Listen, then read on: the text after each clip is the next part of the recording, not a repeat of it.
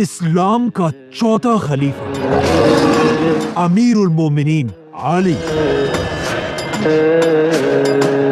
اسلام کا سب سے بڑا چیف جسٹس، اسلام کا سب سے بہادر واریر،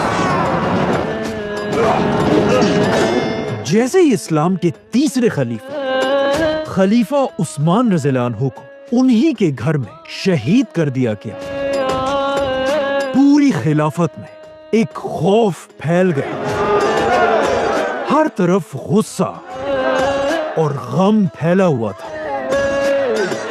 مسلمانوں کی اس خلافت میں، جو اس وقت ہندوستان سے لے کر یورپ کے سمندروں تک پھیلی ہوئی تھی، پہلی بار ایسا وقت آیا تھا کہ اس اتنی بڑی خلافت کا کوئی خلیفہ نہیں تھا، اور فار دا فرسٹ ٹائم ایسا لگ رہا تھا کہ اب فائنلی مسلمانوں کی یہ خلافت ٹوٹ جائے گی۔ لیکن اب جب خلافت کے حالات اتنے خراب ہو چکے تھے، مدینہ کے سارے مسلمانوں کو اچھی طرح پتا تھا کہ اب اس خلافت کو صرف ایک ہی آدمی بچا سکتا ہے، رسول اللہ صلی اللہ علیہ وسلم کے داماد،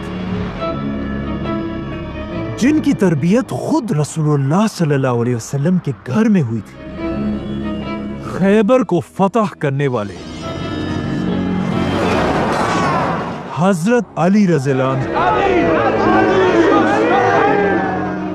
اسی لیے حضرت عثمان کو دفنانے کے فوراً بعد کچھ لوگ حضرت علی رضی اللہ عنہ کے پاس گئے اور انہیں کہا کہ ہم آپ کو مسلمانوں کا نیا خلیفہ بنانا چاہتے ہیں، لیکن حضرت علی نے کہا نہیں، میری خلافت ایسے چھپ کر سیکرٹلی نہیں ہوگی، بلکہ جاؤ اور سب کو مدینہ کی مسجد میں جمع کرو۔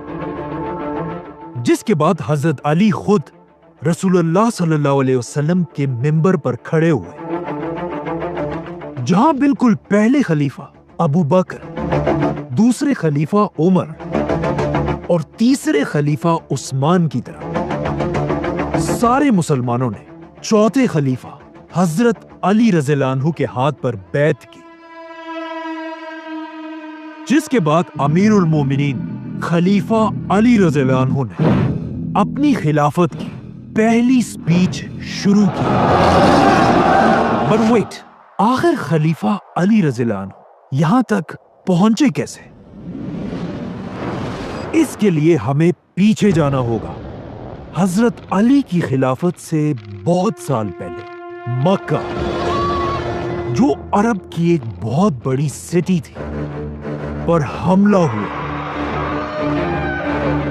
اور مکہ پر حملہ کرنے والا یمن کا سب سے بڑا بادشاہ ابرہہ تھا۔ جیسے ہی وہ اپنی 60,000 کی فوج لے کر مکہ کے قریب پہنچا، مکہ کے سارے لوگ ڈر گئے اور انہوں نے ابرہہ سے مقابلے کے لیے اپنا سب سے بڑا سردار آگے کیا، جس کا نام تھا عبد المطلب،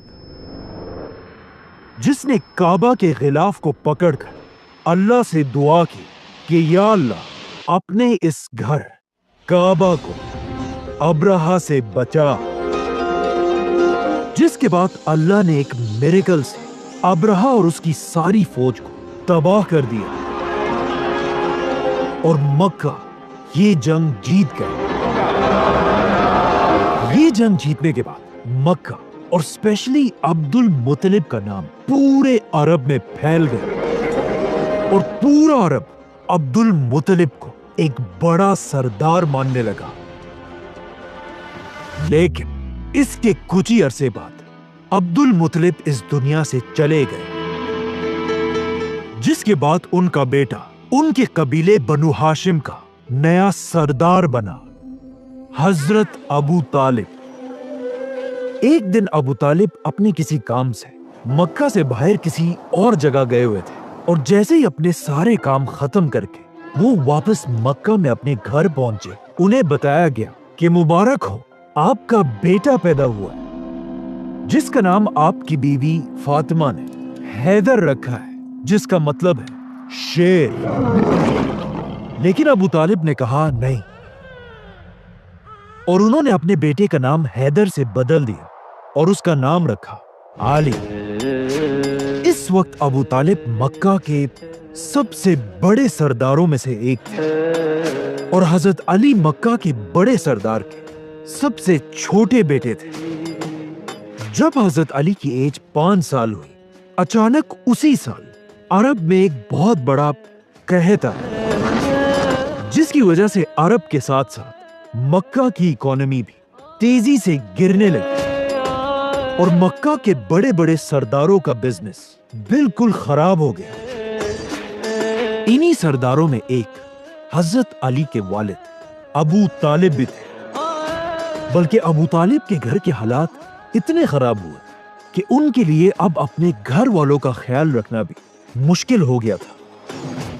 اب جب ان سخت حالات میں ابو طالب کو مدد کی ضرورت تھی، اس وقت ان کی مدد کے لیے انہی کا بھتیجا آگے بڑھا، حضرت محمد صلی اللہ علیہ وسلم۔ آپ صلی اللہ علیہ وسلم اپنے چچا ابو طالب کو اس مشکل ٹائم میں اکیلا نہیں چھوڑ سکتے تھے، کیونکہ اس سے بہت سال پہلے جب آپ صلی اللہ علیہ وسلم کے ماں باپ دونوں اس دنیا سے چلے گئے تھے، اس کے بعد 8 یا 9 سال کی عمر تک اپنے دادا عبد المطلب کے ساتھ رہے، اور پھر وہ بھی جب دنیا سے چلے گئے، اس کے بعد آپ صلی اللہ علیہ وسلم 9 سال کی عمر سے لے کر 25 سال کی عمر تک اپنے اسی چچا ابو طالب کے گھر میں رہے۔ مطلب حضرت ابو طالب نے 17 سال تک آپ صلی اللہ علیہ وسلم کو اپنے گھر میں اپنے بیٹوں کی طرح پالا۔ تو اب جب آپ صلی اللہ علیہ وسلم ایک سٹیبل بزنس مین تھے اور ان کے چچا ابو طالب کو مدد کی ضرورت تھی، تو یہ دیکھ کر آپ صلی اللہ علیہ وسلم آگے بڑھے اور اپنے چچا عباس کو لے کر ابو طالب کے گھر پہنچے۔ اس وقت ابو طالب کے 3 چھوٹے بیٹے تھے، عقیل، جعفر اور علی۔ عقیل کو ابو طالب نے اپنے پاس رکھا۔ حضرت عباس جعفر رضی اللہ عنہ کو اپنے ساتھ لے کر گئے اور رسول اللہ صلی اللہ علیہ وسلم نے علی، جن کی عمر اس وقت صرف 5 سال تھی، اپنے ساتھ اپنے گھر لے کر گئے۔ 5 سال کے چھوٹے سے علی کو دیکھ کر آپ صلی اللہ علیہ وسلم کی بیوی حضرت خدیجہ رضی اللہ عنہ بہت خوش ہوئی ہوں گی، کیونکہ اس سے کچھ ہی سال پہلے حضرت خدیجہ رضی اللہ عنہ کا بیٹا قاسم بن محمد صلی اللہ علیہ وسلم فوت ہو چکے تھے، اور اگر اس دن وہ زندہ ہوتے تو ان کی عمر آج اتنی ہی ہوتی جتنی اس وقت علی رضی اللہ عنہ کی عمر تھی۔ تو اب علی کے رسول اللہ صلی اللہ علیہ وسلم کے گھر آنے سے قاسم کے جانے کا غم تھوڑا کم ہونے لگا، جس کے بعد آپ صلی اللہ علیہ وسلم اور خدیجہ رضی اللہ عنہ حضرت علی کی تربیت بالکل اپنے بیٹوں کی طرح کرنے لگے، اور یہاں سے اسلام کے سب سے بڑے عالم اور اسلام کے سب سے بڑے واریر کی تربیت شروع ہوئی۔ حضرت علی رضی اللہ عنہ دنیا کے وہ اکیلے آدمی ہیں جن کی تربیت بچپن سے رسول اللہ صلی اللہ علیہ وسلم نے خود کی تھی، اور حضرت علی کی زندگی کو دیکھ کر یہ اندازہ لگایا جا سکتا ہے کہ دنیا کی سب سے بیسٹ پرسنالٹی رسول اللہ صلی اللہ علیہ وسلم اگر کسی کی تربیت کرے تو وہ آدمی کیسا ہوگا۔ آپ صلی اللہ علیہ وسلم حضرت علی کی تربیت کا بچپن سے خاص خیال رکھتے تھے۔ اپنے بچپن میں یتیم ہونے کی وجہ سے آپ صلی اللہ علیہ وسلم خود تو لکھ اور پڑھ نہیں سکے تھے، لیکن اب حضرت علی رضی اللہ عنہ کو انہوں نے بچپن سے ہی لکھنا اور پڑھنا سکھا دیا تھا، لیکن پڑھنے لکھنے کے ساتھ ساتھ کچھ اور سکلز بھی سیکھ رہے تھے۔ اسی طرح آپ صلی اللہ علیہ وسلم کے گھر میں 5 سال گزارنے کے بعد جب حضرت علی کی عمر 10 سال ہوئی، کبھی کبھی رسول اللہ صلی اللہ علیہ وسلم اپنے گھر سے بہت دور مکہ کے ایک پہاڑ میں ایک غار کی طرف جانے لگے، اور آخر اسی غار میں ایک دن رسول اللہ صلی اللہ علیہ وسلم پر اللہ کی وحی نازل ہوئی، جس کے بعد آپ صلی اللہ علیہ وسلم سیدھا اپنے گھر آئے اور دنیا میں سب سے پہلے ان کی بیوی خدیجہ رضی اللہ عنہا نے اسلام قبول کیا، جن کے بعد انہی کے گھر میں رہنے والے 10 سال کی عمر میں علی رضی اللہ عنہ نے اسلام قبول کر لیا، اور پھر آپ صلی اللہ علیہ وسلم کے بیسٹ فرینڈ ابو بکر رضی اللہ عنہ نے اسلام قبول کیا۔ جس کے بعد ایک دن آپ صلی اللہ علیہ وسلم حضرت علی کے ساتھ نماز پڑھ رہے تھے۔ اچانک حضرت علی کے باپ ابو طالب وہاں سے گزرے اور انہوں نے علی سے پوچھا کہ یہ تم کیا کر رہے ہو؟ جس پر حضرت علی نے انہیں بتایا کہ میں مسلمان ہو چکا ہوں۔ یہ سن کر ابو طالب نے حضرت علی سے کہا کہ مجھے پتا ہے محمد تمہیں کبھی بھی کسی بھی غلط چیز کی طرف نہیں بلائے گا، تو تم جاؤ اور اسی کو فالو کرو۔ جس کے بعد حضرت علی اسلام کے وہ پہلے آدمی تھے جنہوں نے آپ صلی اللہ علیہ وسلم کے ساتھ کعبہ کے پاس پہلی نماز پڑھی۔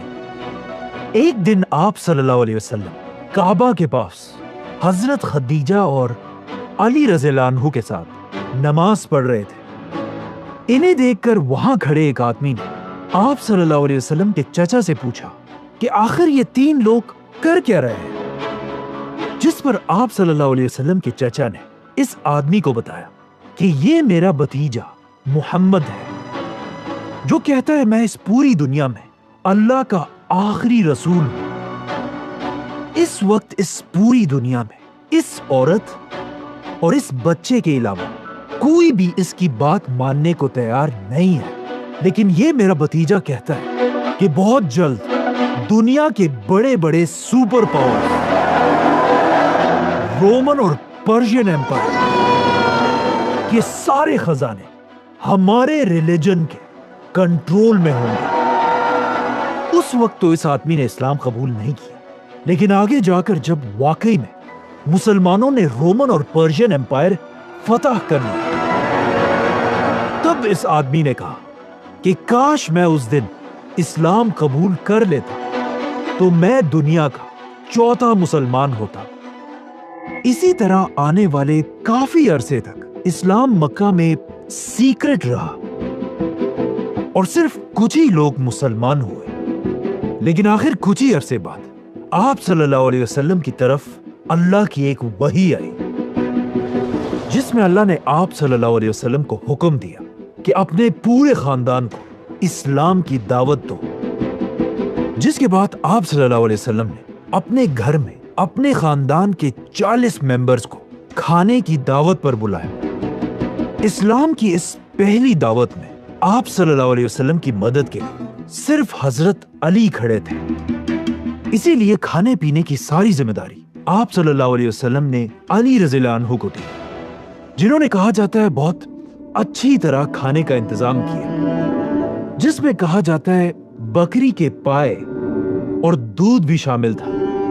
اس وقت حضرت علی کی عمر صرف 13 سال تھی، اور اسی ایج سے آہستہ آہستہ حضرت علی کے آنکھوں میں ایک الرجی بھی شروع ہوئی تھی، کنجکٹیوائٹس، جو ان کی زندگی میں کافی عرصے تک رہی۔ جیسے ہی ساروں نے مزے سے یہ کھانا کھایا، آپ صلی اللہ علیہ وسلم اپنے خاندان کے سامنے کھڑے ہوئے اور پہلی بار پبلکلی اسلام کی دعوت دی، اور اپنے خاندان کے لوگوں سے کہا کہ کون اس مشن میں میرا ساتھ دے گا۔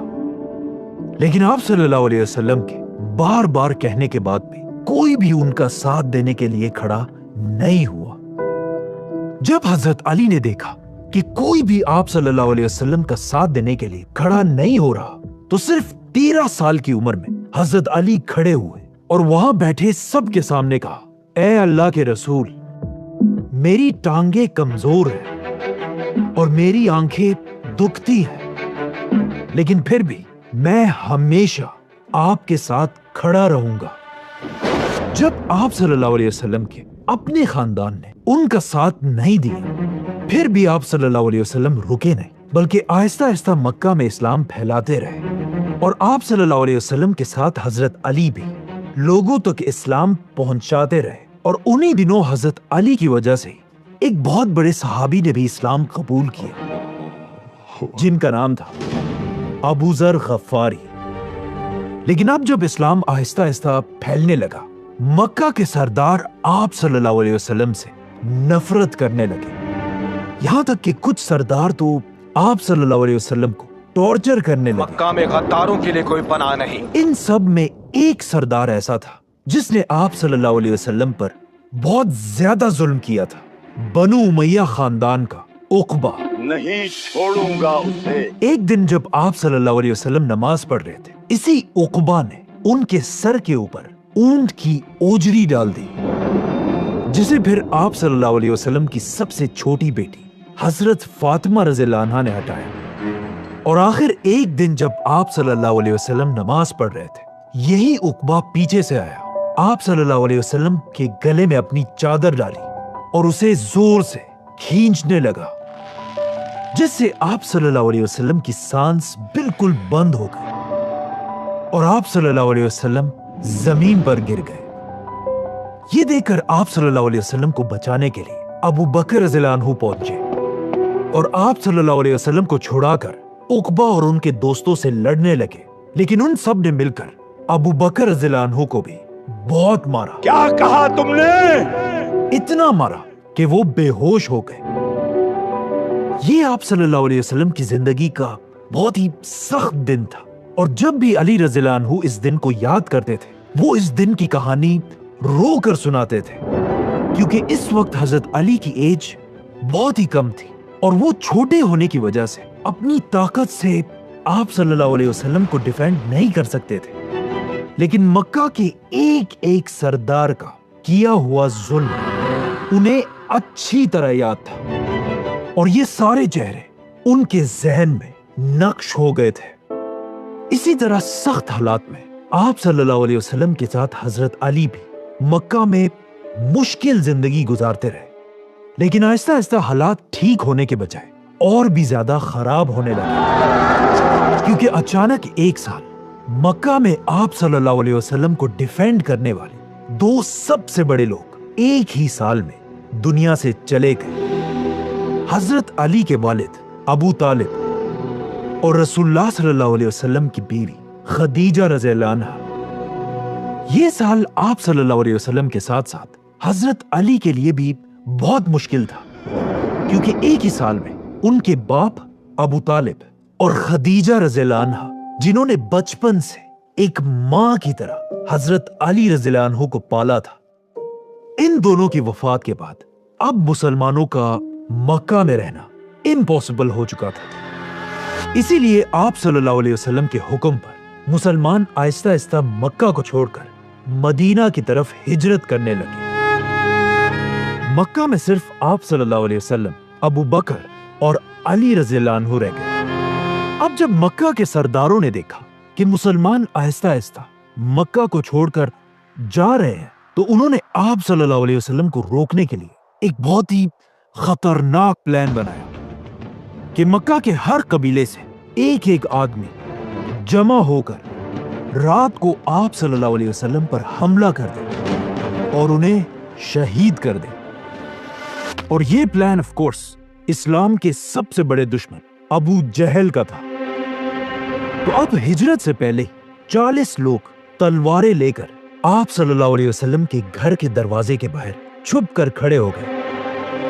लेकिन इस सब का आप सल्लल्लाहु अलैहि वसल्लम को पहले ही पता चल चुका था और उन्होंने अपनी जगह अपने बिस्तर पर हजरत अली रज़ियल्लाहु अन्हु को लिटाया और उन्हें हुक्म दिया कि मक्का के सारे लोगों की अमानतें लौटा कर ही तुम सबसे आखिर में मदीना हिजरत करना। जिसके बाद आप सल्लल्लाहु अलैहि वसल्लम किसी तरह अपने घर से निकलकर अबू बकर रज़ियल्लाहु अन्हु के साथ रात के अंधेरे में हिजरत करके मदीना की तरफ रवाना हुए। अब जैसे ही मक्का के ये असैसिन्स आप सल्लल्लाहु अलैहि वसल्लम को मारने के लिए उनके घर के अंदर गए, वो ये देखकर हैरान रह गए कि आप सल्लल्लाहु अलैहि वसल्लम की बिस्तर पर हजरत अली रज़ियल्लाहु अन्हु लेटे हुए थे। ये देखकर उन्हें इतना गुस्सा आया कि वो सब हजरत अली से लड़ने लगे और उन्हें घर से निकालकर मक्का के जेल में बंद कर दिया और बार बार हजरत अली से पूछने लगे कि हमें बताओ मोहम्मद और अबू बकर कहाँ हैं? लेकिन जब हजरत अली ने उन्हें कोई भी हिंट नहीं दिया, उन्होंने मायूस होकर हजरत अली को छोड़ दिया। जिसके बाद अगले 3 दिन तक हजरत अली रज़ियल्लाहु अन्हु ने आप सल्लल्लाहु अलैहि वसल्लम की सारी अमानतें लोगों को वापस कर दी और खुद सबसे आखिर में अकेले बगैर किसी ऊंट और घोड़े के पैदल मदीना की तरफ रवाना हुआ। मक्का से मदीना कोई आम सफर नहीं था, بلکہ یہ 450 کلومیٹر کا لمبا راستہ تھا۔ 450 کلومیٹر، وہ بھی عرب کے گرم ڈیزرٹ میں۔ اور سب سے مشکل بات تو یہ تھی کہ یہ جولائی کا مہینہ تھا، جہاں اس مہینے میں 50 ڈگری سے بھی زیادہ گرمی ہوتی ہے۔ لیکن عرب کی یہ سخت گرمی بھی حضرت علی کو ان کے مشن سے نہیں روک سکی، اور حضرت علی پیدل اکیلے اسلام کے نئے گھر آپ صلی اللہ علیہ وسلم کے شہر مدینہ کی طرف چلتے رہے، یہاں تک کہ عرب کے ریگستان کی تیز ہوائیں بھی انہیں نہیں روک سکی اور وہ آگے بڑھتے رہے۔ حضرت علی کے اس مشکل سفر کو دیکھ کر ایک اور سفر کی بھی یاد آتی ہے کہ جب اس سے ہزاروں سال پہلے موسیٰ علیہ السلام اکیلے فرعون کے شہر سے نکل کر مصر کے گرم ڈیزرٹ میں پیدل چل رہے تھے، کیونکہ ان دو جرنیز میں ایک بات کامن ہے کہ یہ دونوں آلموسٹ 450 کلومیٹرز ہی تھے۔ اس دن حضرت علی اکیلے مدینہ کی طرف بڑھ رہے تھے، اور اتنا پیدل چلنے کی وجہ سے ان کے پیر بالکل سوج گئے تھے، لیکن انہوں نے کبھی سوچا بھی نہیں ہوگا کہ جس مدینہ کی طرف وہ اتنے مشکل میں بڑھ رہے ہیں، ایک دن اسی مدینہ میں پورے خلافت کی بیعت انہی کے ہاتھ پر ہوگی۔ وہ خلافت جو ہندوستان سے لے کر یورپ کے سمندروں تک پھیلی ہوئی تھی، جس کے بعد آج یہ اکیلے چلنے والے علی اس دن دنیا کے سب سے طاقتور انسان بنیں گے۔ اب جب حضرت علی سفر میں تھے، آپ صلی اللہ علیہ وسلم اور ابو بکر رضی اللہ عنہ اس سے پہلے ہی مدینہ کے قریب پہنچ چکے تھے، لیکن آپ صلی اللہ علیہ وسلم مدینہ انٹر نہیں ہوئے، بلکہ وہ مدینہ سے پہلے ہی ایک گاؤں قبا میں کئی دن تک حضرت علی کا بے صبری سے انتظار کر رہے تھے۔ اور جیسے ہی انہیں پتا چلا کہ حضرت علی اکیلے پورے ڈیزرٹ کو کراس کر کے پہنچ چکے ہیں، تو وہ بہت خوش ہوئے اور انہوں نے حکم دیا کہ علی کو میرے پاس بلایا جائے۔ لیکن صحابہ نے آپ صلی اللہ علیہ وسلم سے کہا کہ حضرت علی کی حالت ایسے ہو گئی ہے کہ اب وہ ایک قدم بھی اور نہیں لے سکتے، اور ان کے پیر اب چلنے کے قابل ہی نہیں ہیں۔ یہ سن کر آپ صلی اللہ علیہ وسلم خود حضرت علی کے پاس گئے، انہیں گلے سے لگایا اور ان کے پیروں کے زخموں کو دیکھ کر رونے لگے، اور ان کے پیروں پر اپنا ہاتھ پھیرا، جس سے حضرت علی کو تھوڑا سکون ملا۔ جس کے بعد فائنلی آپ صلی اللہ علیہ وسلم حضرت علی رضی اللہ عنہ اور باقی صحابہ کے ساتھ پہلی بار مدینہ انٹر ہوئے۔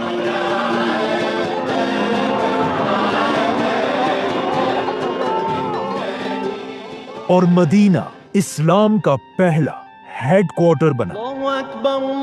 اب جب مکہ سے سارے مسلمان مدینہ پہنچ گئے تو آپ صلی اللہ علیہ وسلم نے ان کے کھانے پینے اور رہنے کا مسئلہ حل کرنے کے لیے مکہ کے ایک ایک مسلمان کو مدینہ کے ایک ایک مسلمان کا بھائی بنایا۔ آپ صلی اللہ علیہ وسلم کھڑے ہو کر دو دو مسلمانوں کا نام لینے لگے اور انہیں بھائی بنانے لگے، اور ساروں کے نام لے کر سب سے آخر میں جب حضرت علی رضی اللہ عنہ کی باری آئی تو آپ صلی اللہ علیہ وسلم نے ان کا نام نہیں لیا۔ یہ دیکھ کر حضرت علی پریشان ہو گئے کہ اب میں مدینہ میں کیسے رہوں گا، اور وہ سیدھا آپ صلی اللہ علیہ وسلم کے پاس گئے اور انہیں کہا کہ آپ نے سب کو کسی کا بھائی بنا دیا، صرف مجھے اکیلا چھوڑ دیا۔ جس پر آپ صلی اللہ علیہ وسلم نے حضرت علی سے کہا کہ اے علی، تم دنیا اور آخرت میں میرے بھائی ہو۔ یہاں پر ایک اور روایت بھی ہے کہ آپ صلی اللہ علیہ وسلم نے مدینہ میں حضرت علی کا بھائی سہل بن حنیف رضی اللہ عنہ کو بنایا تھا۔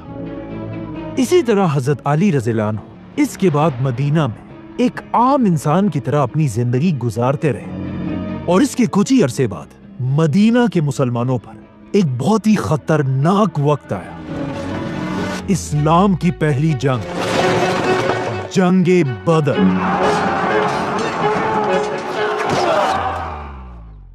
جس میں مسلمانوں کے 313 کی فوج کے سامنے 1000 کافر کھڑے تھے۔ مطلب مسلمان اپنے سے 3 गुना बड़ी फौज से लड़ने आए थे। जैसे ये दोनों फौजें एक दूसरे के आमने सामने हुए, सबसे पहले मक्का के 3 सरदार आगे बढ़े, जिनमें से एक जोर जोर से कहने लगा, ऐ मदीना वालों, किस में इतनी गैरत है कि वो हमसे आकर लड़े। ये सुनकर मुसलमानों की फौज से 3 अंसार आगे बढ़े, लेकिन ये देखकर मक्का का सरदार कहने लगा कि तुम कौन हो, वापस जाओ और हमारे पास हमारे इक्वल मक्का के भाइयों को भेजो। ये सुनकर रसूलुल्लाह सल्लल्लाहु अलैहि वसल्लम ने अपने 3 मुसलमानों को वापस बुलाया और इन सरदारों से लड़ने के लिए मुसलमानों के 3 सरदार भेजे। और आप सल्लल्लाहु अलैहि वसल्लम ने हुक्म दिया, उबैदा उठो। उबैदा मक्का के पुराने सरदार अब्दुल मुत्तलिब के पोते थे। जिसके बाद आप सल्लल्लाहु अलैहि वसल्लम ने फिर हुक्म दिया, हमजा उठो। हमजा भी मक्का के पुराने सरदार अब्दुल मुत्तलिब के बेटे थे। और आखिर आप सल्लल्लाहु अलैहि वसल्लम ने सबके सामने हुक्म दिया कि अली उठो। अली मक्का के एक शहजादे थे, क्योंकि उनके वालिद अबू तालिब और उनके दादा अब्दुल मुत्तलिब दोनों मक्का के बड़े सरदार रहे थे। तो आप सल्लल्लाहु अलैहि वसल्लम के हुक्म से मुसलमानों के ये 3 वॉरियर्स आगे बढ़े। अचानक लड़ाई शुरू हुई। सबसे पहले हजरत अली ने एक ही वार में अपने दुश्मन को मार डाला, जिसके बाद हजरत हमजा ने भी अपने ओपोनेंट को मार डाला। और फिर हजरत अली और हमजा ने मिलकर तीसरे सरदार को भी मार दिया। ये देखकर मुसलमानों की फौज जोर जोर से नारे लगाने लगी। मक्का के ये 3 सरदार कोई आम लोग नहीं थे, बल्कि ये मक्का के सबसे ताकतवर औरत हिंदा के बाप, चाचा और भाई थे। जैसे ही मक्का वालों ने अपने 3 बड़े सरदारों को इस तरह आसानी से गिरते हुए देखा, मक्का की सारी फौज ने मुसलमानों पर हमला कर दिया। और इस तरह इस्लाम की पहली जंगे बदर शुरू हुई।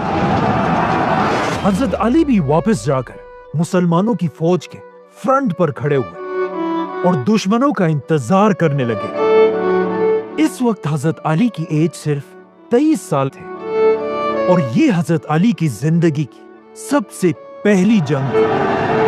और फाइनली अब उन्हें ये मौका मिल चुका था, जिसका उन्हें बेसब्री से इंतजार था, क्योंकि हजरत अली ने इन सारे मक्का के सरदारों को बचपन में आप सल्लल्लाहु अलैहि वसल्लम पर जुल्म करते हुए बार बार देखा था। और अब फाइनली हजरत अली एक एक से बदला लेने के लिए बिल्कुल तैयार थे।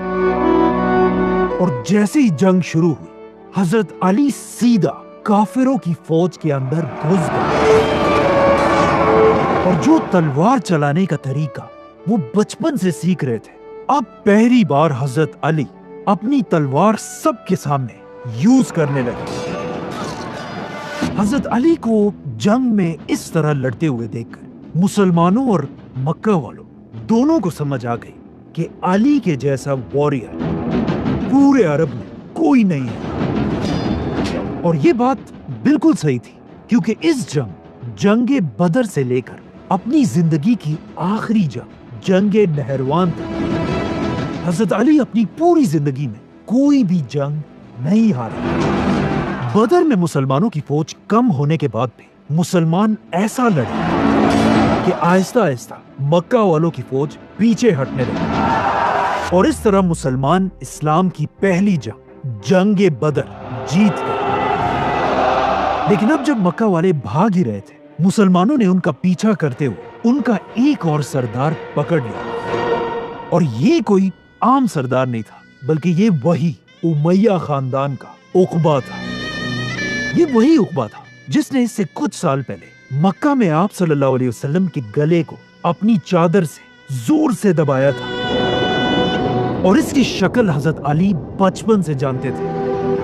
اسی لیے جیسے یہ پکڑا گیا حضرت علی سیدھا آگے بڑھے اور اپنی تلوار سے اس کی گردن اڑا دی۔ اس جنگ میں مسلمانوں نے 70 کافروں کو مارا تھا اور کہا جاتا ہے حضرت علی نے اکیلے ان 70 میں سے 25 یا 30 لوگوں کو مارا تھا۔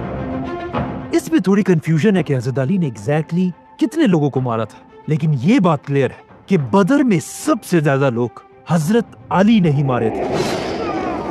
جیسے ہی مسلمان بدر کی جنگ کے بعد واپس مدینہ پہنچے، مدینہ میں ہر طرف خوشی اور سیلیبریشن کا ماحول تھا اور لوگ اس جیت پر اللہ کا شکر ادا کر رہے تھے۔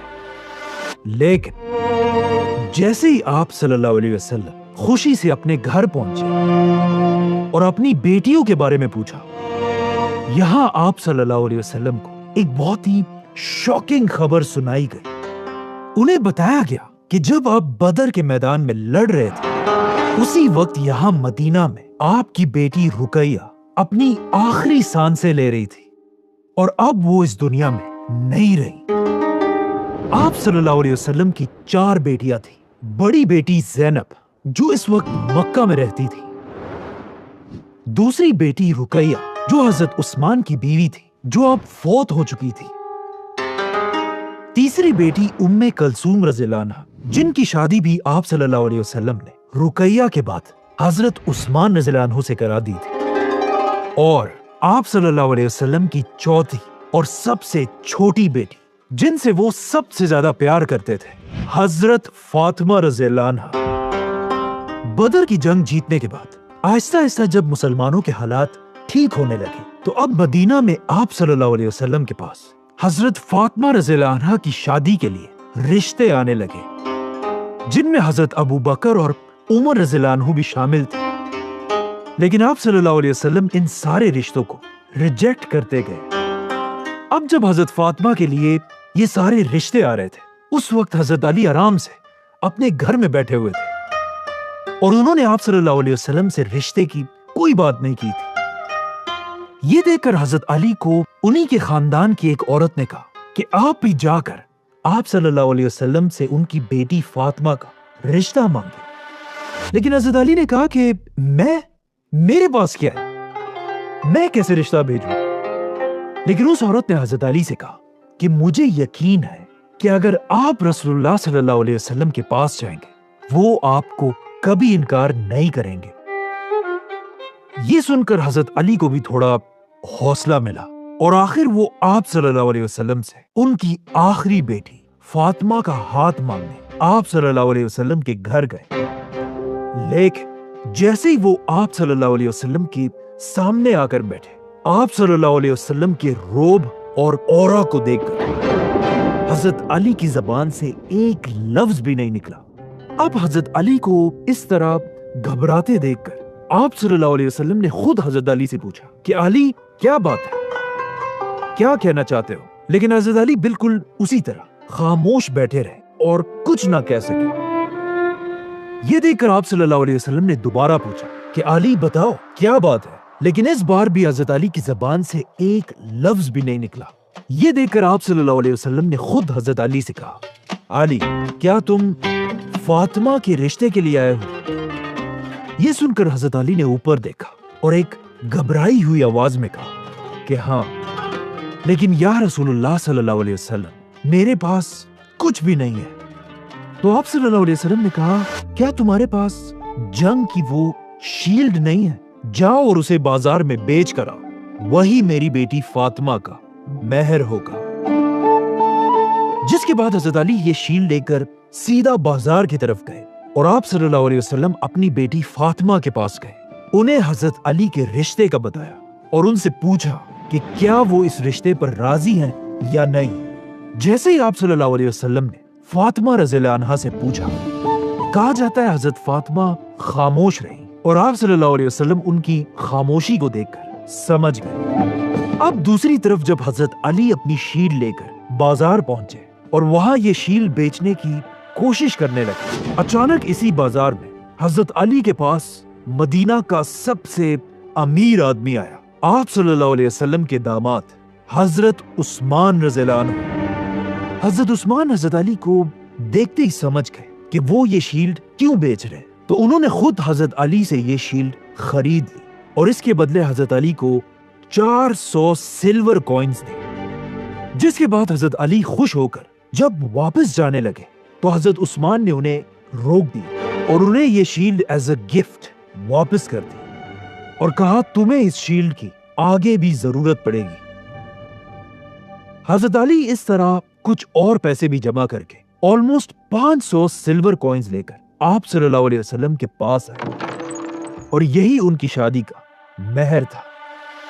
इस वक्त हजरत अली के वालिद फौत हो चुके थे और उनका कोई भी भाई मदीना में नहीं था, इसीलिए इस शादी में हजरत अली की मदद के लिए मदीना के सहाबा आगे बढ़े और हजरत अली और फातिमा की शादी की तैयारी करने लगे। एक सहाबी ने हजरत अली को मदीना में एक छोटा सा घर दिया। हजरत बिलाल रज़ियल्लाहु अन्हु बाजार जाकर परफ्यूम्स और खुशबू खरीदने लगे। हजरत अबू बकर और अम्मार बिन यासिर रज़ियल्लाहु अन्हु बाजार में फर्नीचर खरीदने लगे, जिसके बाद सारे सहाबा मस्जिद नबी में जमा हुए और आप सल्लल्लाहु अलैहि वसल्लम ने खुद हजरत अली का निकाह पढ़ाया और सारे सहाबा में खजूर तकसीम किए गए। उधर कुछ सहाबियात ने हजरत फातिमा को दुल्हन की तरह तैयार किया। आप सल्लल्लाहु अलैहि वसल्लम ने अपनी बेटी फातिमा को कुछ गिफ्ट्स भी दिए, जिसमें कुछ कपड़े, खजूर के पत्तों से बने हुए तकिए, 2 आटे की चक्कियां और 2 मिट्टी के बर्तन दिए। इस तरह इस्लाम के फ्यूचर खलीफा हजरत अली रज़ियल्लाहु अन्हु और आप सल्लल्लाहु अलैहि वसल्लम की सबसे छोटी बेटी फातिमा रज़ियल्लाहु अन्हा की शादी हुई। ये इस्लाम की तारीख की सबसे इंपॉर्टेंट और सबसे सिंपल शादी थी। जैसे ये शादी हो गई, उसके कुछ ही दिन बाद एक दिन आप सल्लल्लाहु अलैहि वसल्लम अपनी बेटी फातिमा के घर गए और आप सल्लल्लाहु अलैहि वसल्लम ने अपनी बेटी से कहा, फातिमा, मैंने तुम्हारी शादी अपने खानदान के ऐसे शख्स से कराई है जिससे मैं अपने पूरे अहले बैत में सबसे ज्यादा मोहब्बत करता हूं। अब मदीना में हजरत अली की शादी तो हो गई और मदीना के हालात भी बिल्कुल नॉर्मल थे, लेकिन मदीना से दूर मक्का के हर घर में बदर की हार का मातम छाया हुआ था और मक्का के लोग अपने बड़े बड़े सरदारों के मौत पर चीख चीख कर रो रहे थे और मक्का के लोग अब अपने सबसे बड़े सरदार के घर जमा हो रहे थे, अबू सुफियान और उनकी बीवी हिंदा। जंग बदर में अबू सुफियान का अपना बेटा हमज़ला मारा गया था और उनकी बीवी हिंदा के बाप, चाचा और भाई भी मारे गए थे। तो अब मक्का के सारे लोग मुसलमानों से बदला लेने के लिए बदर से 3 गुना बड़ी फौज जमा करने लगे और बदर के सिर्फ 1 साल बाद 3000 की फौज लेकर मदीना की तरफ रवाना हुए।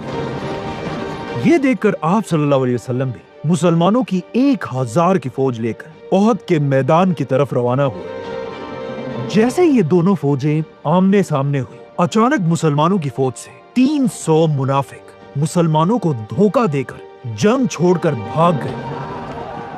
मतलब अब मुसलमान सिर्फ 700 रह गए और उनके सामने 3000 की फौज खड़ी थी। मतलब अब मुसलमानों ने अपने से 4 गुना बड़ी फौज से लड़ना था। बल्कि इस बार मक्का वालों की फौज में एक नया जनरल भी था, खालिद बिन वलीद। मतलब ये जंगे ओहद बदर की जंग से भी ज्यादा खतरनाक थी। अब जब इस इम्पॉसिबल जंग में दोनों फौजें आमने सामने हुई, मक्का वालों की फौज से एक बार फिर उनका चैंपियन तलहा आगे बढ़ा और जोर जोर से मुसलमानों को लड़ाई का चैलेंज देने लगा। तलहा के इस गुरूर को देखकर कोर्स मुसलमानों का चैंपियन भी आगे बढ़ा, जो अब आप सल्लल्लाहु अलैहि वसल्लम का दामाद भी था, 25 साल की उम्र का अली। सब ने अपनी तलवारें निकाली और हजरत अली ने भी ऐसा ही किया, लेकिन उनकी तलवार बाकियों से डिफरेंट थी। उन उनकी तलवार के एक नहीं बल्कि 2 ब्लेड्स थे। ये तलवार जंग से पहले आप सल्लल्लाहु अलैहि वसल्लम ने खुद हजरत अली को गिफ्ट में दी थी और ये बाकी सारी तलवारों से ज्यादा लंबी और भारी थी और इसका नाम था जुल्फिकार। जैसे ये लड़ाई शुरू हुई, बस थोड़ी सी देर में हजरत अली ने अपनी तलवार से एक ही वार में तलहा की टांग काट दी और वो जमीन पर गिर पड़ा और रेंगते हुए दूर भागने की कोशिश करने लगा और हजरत अली अपनी तलवार के साथ आहिस्ता आहिस्ता उसकी तरफ बढ़ने लगे। अब यहाँ पर मक्का का ये चैंपियन जो इससे पहले बड़ी बड़ी बातें कर रहा था, अब यहाँ सबके सामने हजरत अली से अपनी जिंदगी की भीख मांगने लगा। अर्जुकुम इरहमूनी। लेकिन हजरत अली ने अपनी तलवार उठाई, जिसे देखकर मुसलमानों की फौज नारे लगाने लगी और हजरत अली ने अपनी तलवार चला दी और वापस मुसलमानों की तरफ जाने लगे। लेकिन जब मुसलमानों ने गौर से देखा, उन्हें पता चला कि जब ये बंदा हजरत अली से भीख मांगने लगा था, अर्जुकुम इरहमूनी। हजरत अली ने इसे मारा नहीं बल्कि जंग के मैदान में माफ कर दिया था और इसी के साथ इस्लाम की दूसरी जंग जंगे ओहद शुरू हुई। मुसलमानों की फौज में इतना जज्बा था कि वो कुछ ही देर में अपने से 4 गुना बड़ी फौज को आसानी से पीछे धकेलने लगे और आखिर बिल्कुल बदर की तरह मक्का की फौज एक बार फिर जंग छोड़कर पीछे भागने लगी।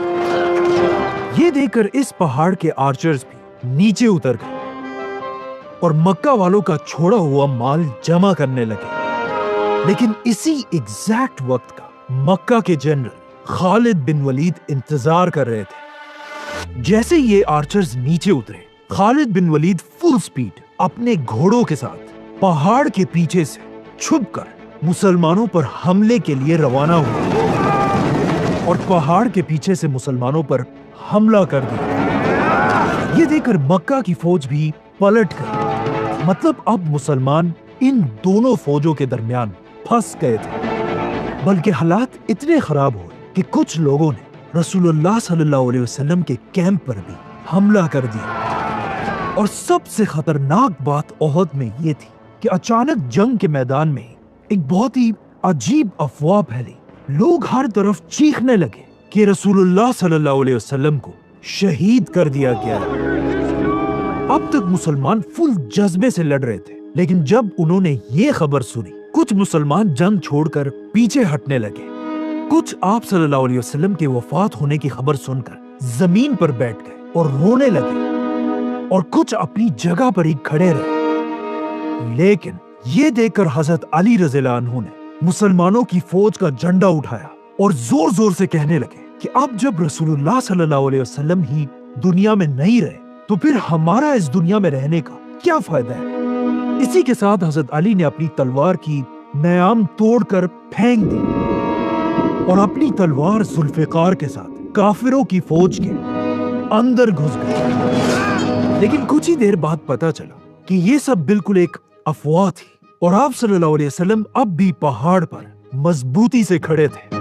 ये देखकर हजरत अली बाकी सहाबा के साथ फुल स्पीड आप सल्लल्लाहु अलैहि वसल्लम के पास पहुंचे और उन्हें बहादुरी से डिफेंड करने लगे। इस तरह मुसलमान दोबारा इस पहाड़ पर मजबूती से खड़े हुए और पहाड़ के ऊपर से मक्का वालों पर पत्थर बरसाने लगे। मुसलमानों को पहाड़ के ऊपर ऐसे स्टेबल देखकर मक्का वालों को समझ आ गई कि अब वो और कुछ भी नहीं कर सकते। इसीलिए वो अपनी सारी फौज के साथ ओहद छोड़कर वापस मक्का की तरफ चले गए। इस तरह इस्लाम की दूसरी जंग जंगे ओहद ना काफिर जीते और ना मुसलमान। ओहद रसूलुल्लाह सल्लल्लाहु अलैहि वसल्लम की जिंदगी में सबसे मुश्किल जंग है, क्योंकि इसमें सबसे ज्यादा 70 मुसलमान शहीद हुए थे, जिनमें रसूलुल्लाह सल्लल्लाहु अलैहि वसल्लम के चाचा हजरत हमजा रज़ियल्लाहु अन्हु भी शामिल थे। और इस जंग में हजरत अली रज़ियल्लाहु अन्हु को तलवारों के 16 जख्म लगे थे। आप सल्लल्लाहु अलैहि वसल्लम ने सारे शहीदों को ओहद में दफन करने का हुक्म दिया, जिसके बाद सारे मुसलमान वापस मदीना आए। मदीना वापस आने के बाद आहिस्ता आहिस्ता जब मदीना के हालात ठीक होने लगे, सही मुस्लिम की हदीस है कि एक दिन आप सल्लल्लाहु अलैहि वसल्लम अपनी बेटी फातिमा रज़ियल्लाहु अन्हा के घर गए और वहां उन्होंने देखा कि अली तो घर में है ही नहीं। तो आप सल्लल्लाहु अलैहि वसल्लम ने अपनी बेटी से पूछा कि अली कहाँ है, जिस पर हजरत फातिमा ने आप सल्लल्लाहु अलैहि वसल्लम से कहा कि मेरी और उनकी किसी बात पर बहस हुई थी और वो घर से कहीं बाहर चले गए हैं। जिसके बाद आप सल्लल्लाहु अलैहि वसल्लम भी हजरत अली को ढूंढने के लिए घर से बाहर निकले और जब वो मस्जिद नबी पहुंचे, उन्होंने देखा कि हजरत अली जमीन पर लेटे हुए हैं और उनके जिस्म पर मस्जिद नबी की जमीन की मिट्टी लगी हुई थी। आप सल्लल्लाहु अलैहि वसल्लम हजरत अली के पास आए और खुद अपने हाथों से उनके जिस्म से मिट्टी हटाने लगे और फरमाया, उठो ए अबू तुराब, उठो। तुराब अरबी में मिट्टी को कहते हैं और यहीं से हजरत अली का नाम अबू तुराब पड़ा। और कहा जाता है हजरत अली अपनी जिंदगी के आखिर तक अबू तुराब नाम को बहुत पसंद करते थे और जब भी कोई उन्हें अबू तुराब कहकर पुकारता था, उन्हें इस दिन की याद आती थी और वो बहुत खुश होते थे। लेकिन अफसोस की बात यह है, आने वाले जमाने में कुछ लोग ऐसे भी थे जो हजरत अली के इस नाम अबू तुराब से उनका मजाक उड़ाया करते थे। इस वाक़े के बाद एक दिन आप सल्लल्लाहु अलैहि वसल्लम सहाबा के साथ मस्जिद में बैठे हुए थे तो एक शख्स दूर से खुशी खुशी आप सल्लल्लाहु अलैहि वसल्लम के पास आया और उनसे कहा, या रसूल अल्लाह, मुबारक हो, आपकी बेटी फातिमा के घर बेटा पैदा हुआ है। ये सुनकर आप सल्लल्लाहु अलैहि वसल्लम सीधा हजरत अली के घर पहुंचे, अपने नवासे को गोद में उठाया और उन्हें गले से लगाया। जिसके बाद आप सल्लल्लाहु अलैहि वसल्लम ने हजरत अली से पूछा कि तुमने इस बच्चे का क्या नाम रखा है? जिस पर हजरत अली ने कहा कि मैंने इसका नाम हर्ब रखा है, जिसका इंग्लिश में मतलब है वॉर। लेकिन आप सल्लल्लाहु अलैहि वसल्लम ने हजरत अली से कहा कि नहीं, बल्कि इस बच्चे का नाम हसन होगा। इस वक्त हजरत हसन अकेले मेल नवासे थे, इसीलिए आप सल्लल्लाहु अलैहि वसल्लम अपने इस नवासे हसन से बहुत मोहब्बत करते थे। जैसे जैसे हजरत हसन बड़े होते गए, कहा जाता है वो बिल्कुल अपने नाना आप सल्लल्लाहु अलैहि वसल्लम की तरह दिखते थे और आप सल्लल्लाहु अलैहि वसल्लम उस जमाने के सख्त अरब सोसाइटी में भी अपने नवासे हसन रज़ियल्लाहु अन्हु को मदीना की गलियों में अपने कंधों पर बिठाकर घुमाया करते थे। जिसे देखकर एक दिन एक सहाबी ने आप सल्लल्लाहु अलैहि वसल्लम से ये तक कहा कि मेरे मदीना में 10 पोते और नवासे हैं, लेकिन मैंने कभी किसी से ऐसी मोहब्बत नहीं की जिस तरह आप हसन से करते हैं। और एक दिन जब आप सल्लल्लाहु अलैहि वसल्लम ने हजरत हसन को अपने कंधे पर बिठाया हुआ था, एक सहाबी ने यह देखकर हजरत हसन से कहा कि या हसन, तुमने क्या जबरदस्त सवारी पाई है। जिस पर आप सल्लल्लाहु अलैहि वसल्लम ने जवाब दिया कि सवार भी तो देखो कितना जबरदस्त है। और एक दिन आप सल्लल्लाहु अलैहि वसल्लम ने हजरत हसन को अपनी गोद में उठाया और अल्लाह से दुआ की कि ए अल्लाह, उससे मोहब्बत रख जो हसन से मोहब्बत रखता है। और हजरत हसन के बारे में सबसे बड़ी बात आप सल्लल्लाहु अलैहि वसल्लम ने ये कही कि मेरा ये बेटा हसन सैयद मतलब लीडर है और ये एक दिन मुसलमानों के 2 बड़े ग्रुप्स के दरमियान सुलह कराएगा। और बिल्कुल ऐसा ही हुआ। हजरत हसन रज़ियल्लाहु अन्हु आगे जाकर मुसलमानों के आखिरी खलीफा राशिद बने और मुसलमानों की जानों को बचाने के लिए उन्होंने अपनी खिलाफत अपनी मर्जी से छोड़ दी। इसी तरह हजरत हसन आहिस्ता आहिस्ता मदीना में बड़े हो रहे थे, लेकिन मदीना से बहुत दूर मक्का वालों का कॉन्फिडेंस ओहद की जंग के बाद और भी ज्यादा बढ़ गया था और वो इस बार 10,000 की फौज के साथ मदीना पर हमले के लिए रवाना हो चुके थे।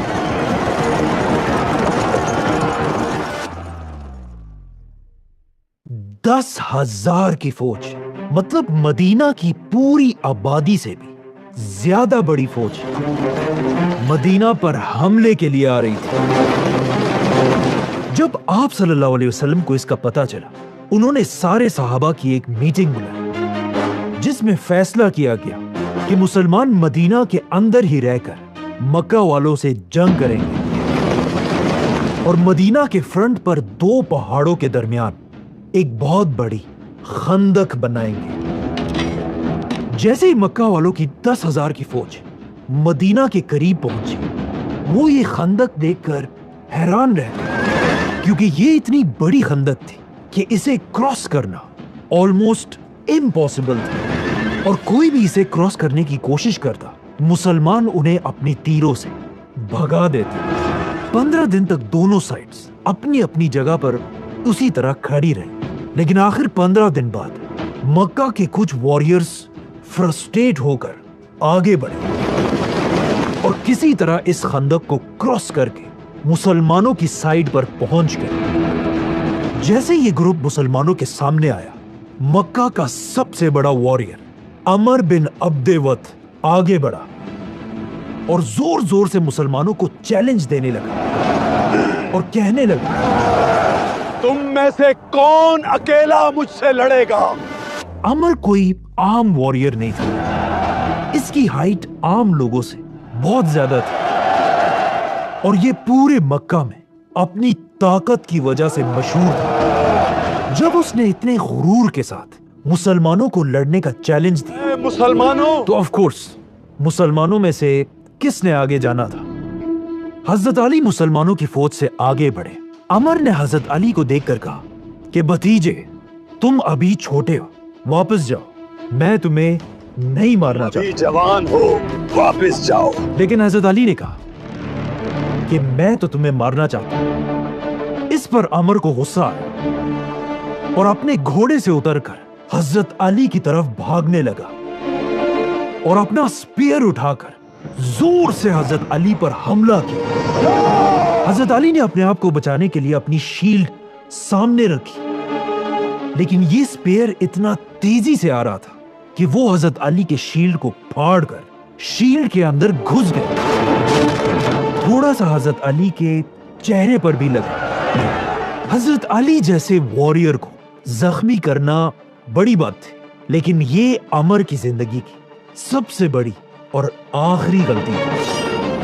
हजरत अली ने तेजी से अपनी शील्ड हटाई और अपनी तलवार से एक ही वार में उसकी गर्दन उड़ा दी। ये देखकर मुसलमान जोर जोर से नारे लगाने लगे और मक्का वालों की फौज वापस खंदक को क्रॉस करके पीछे भाग गई।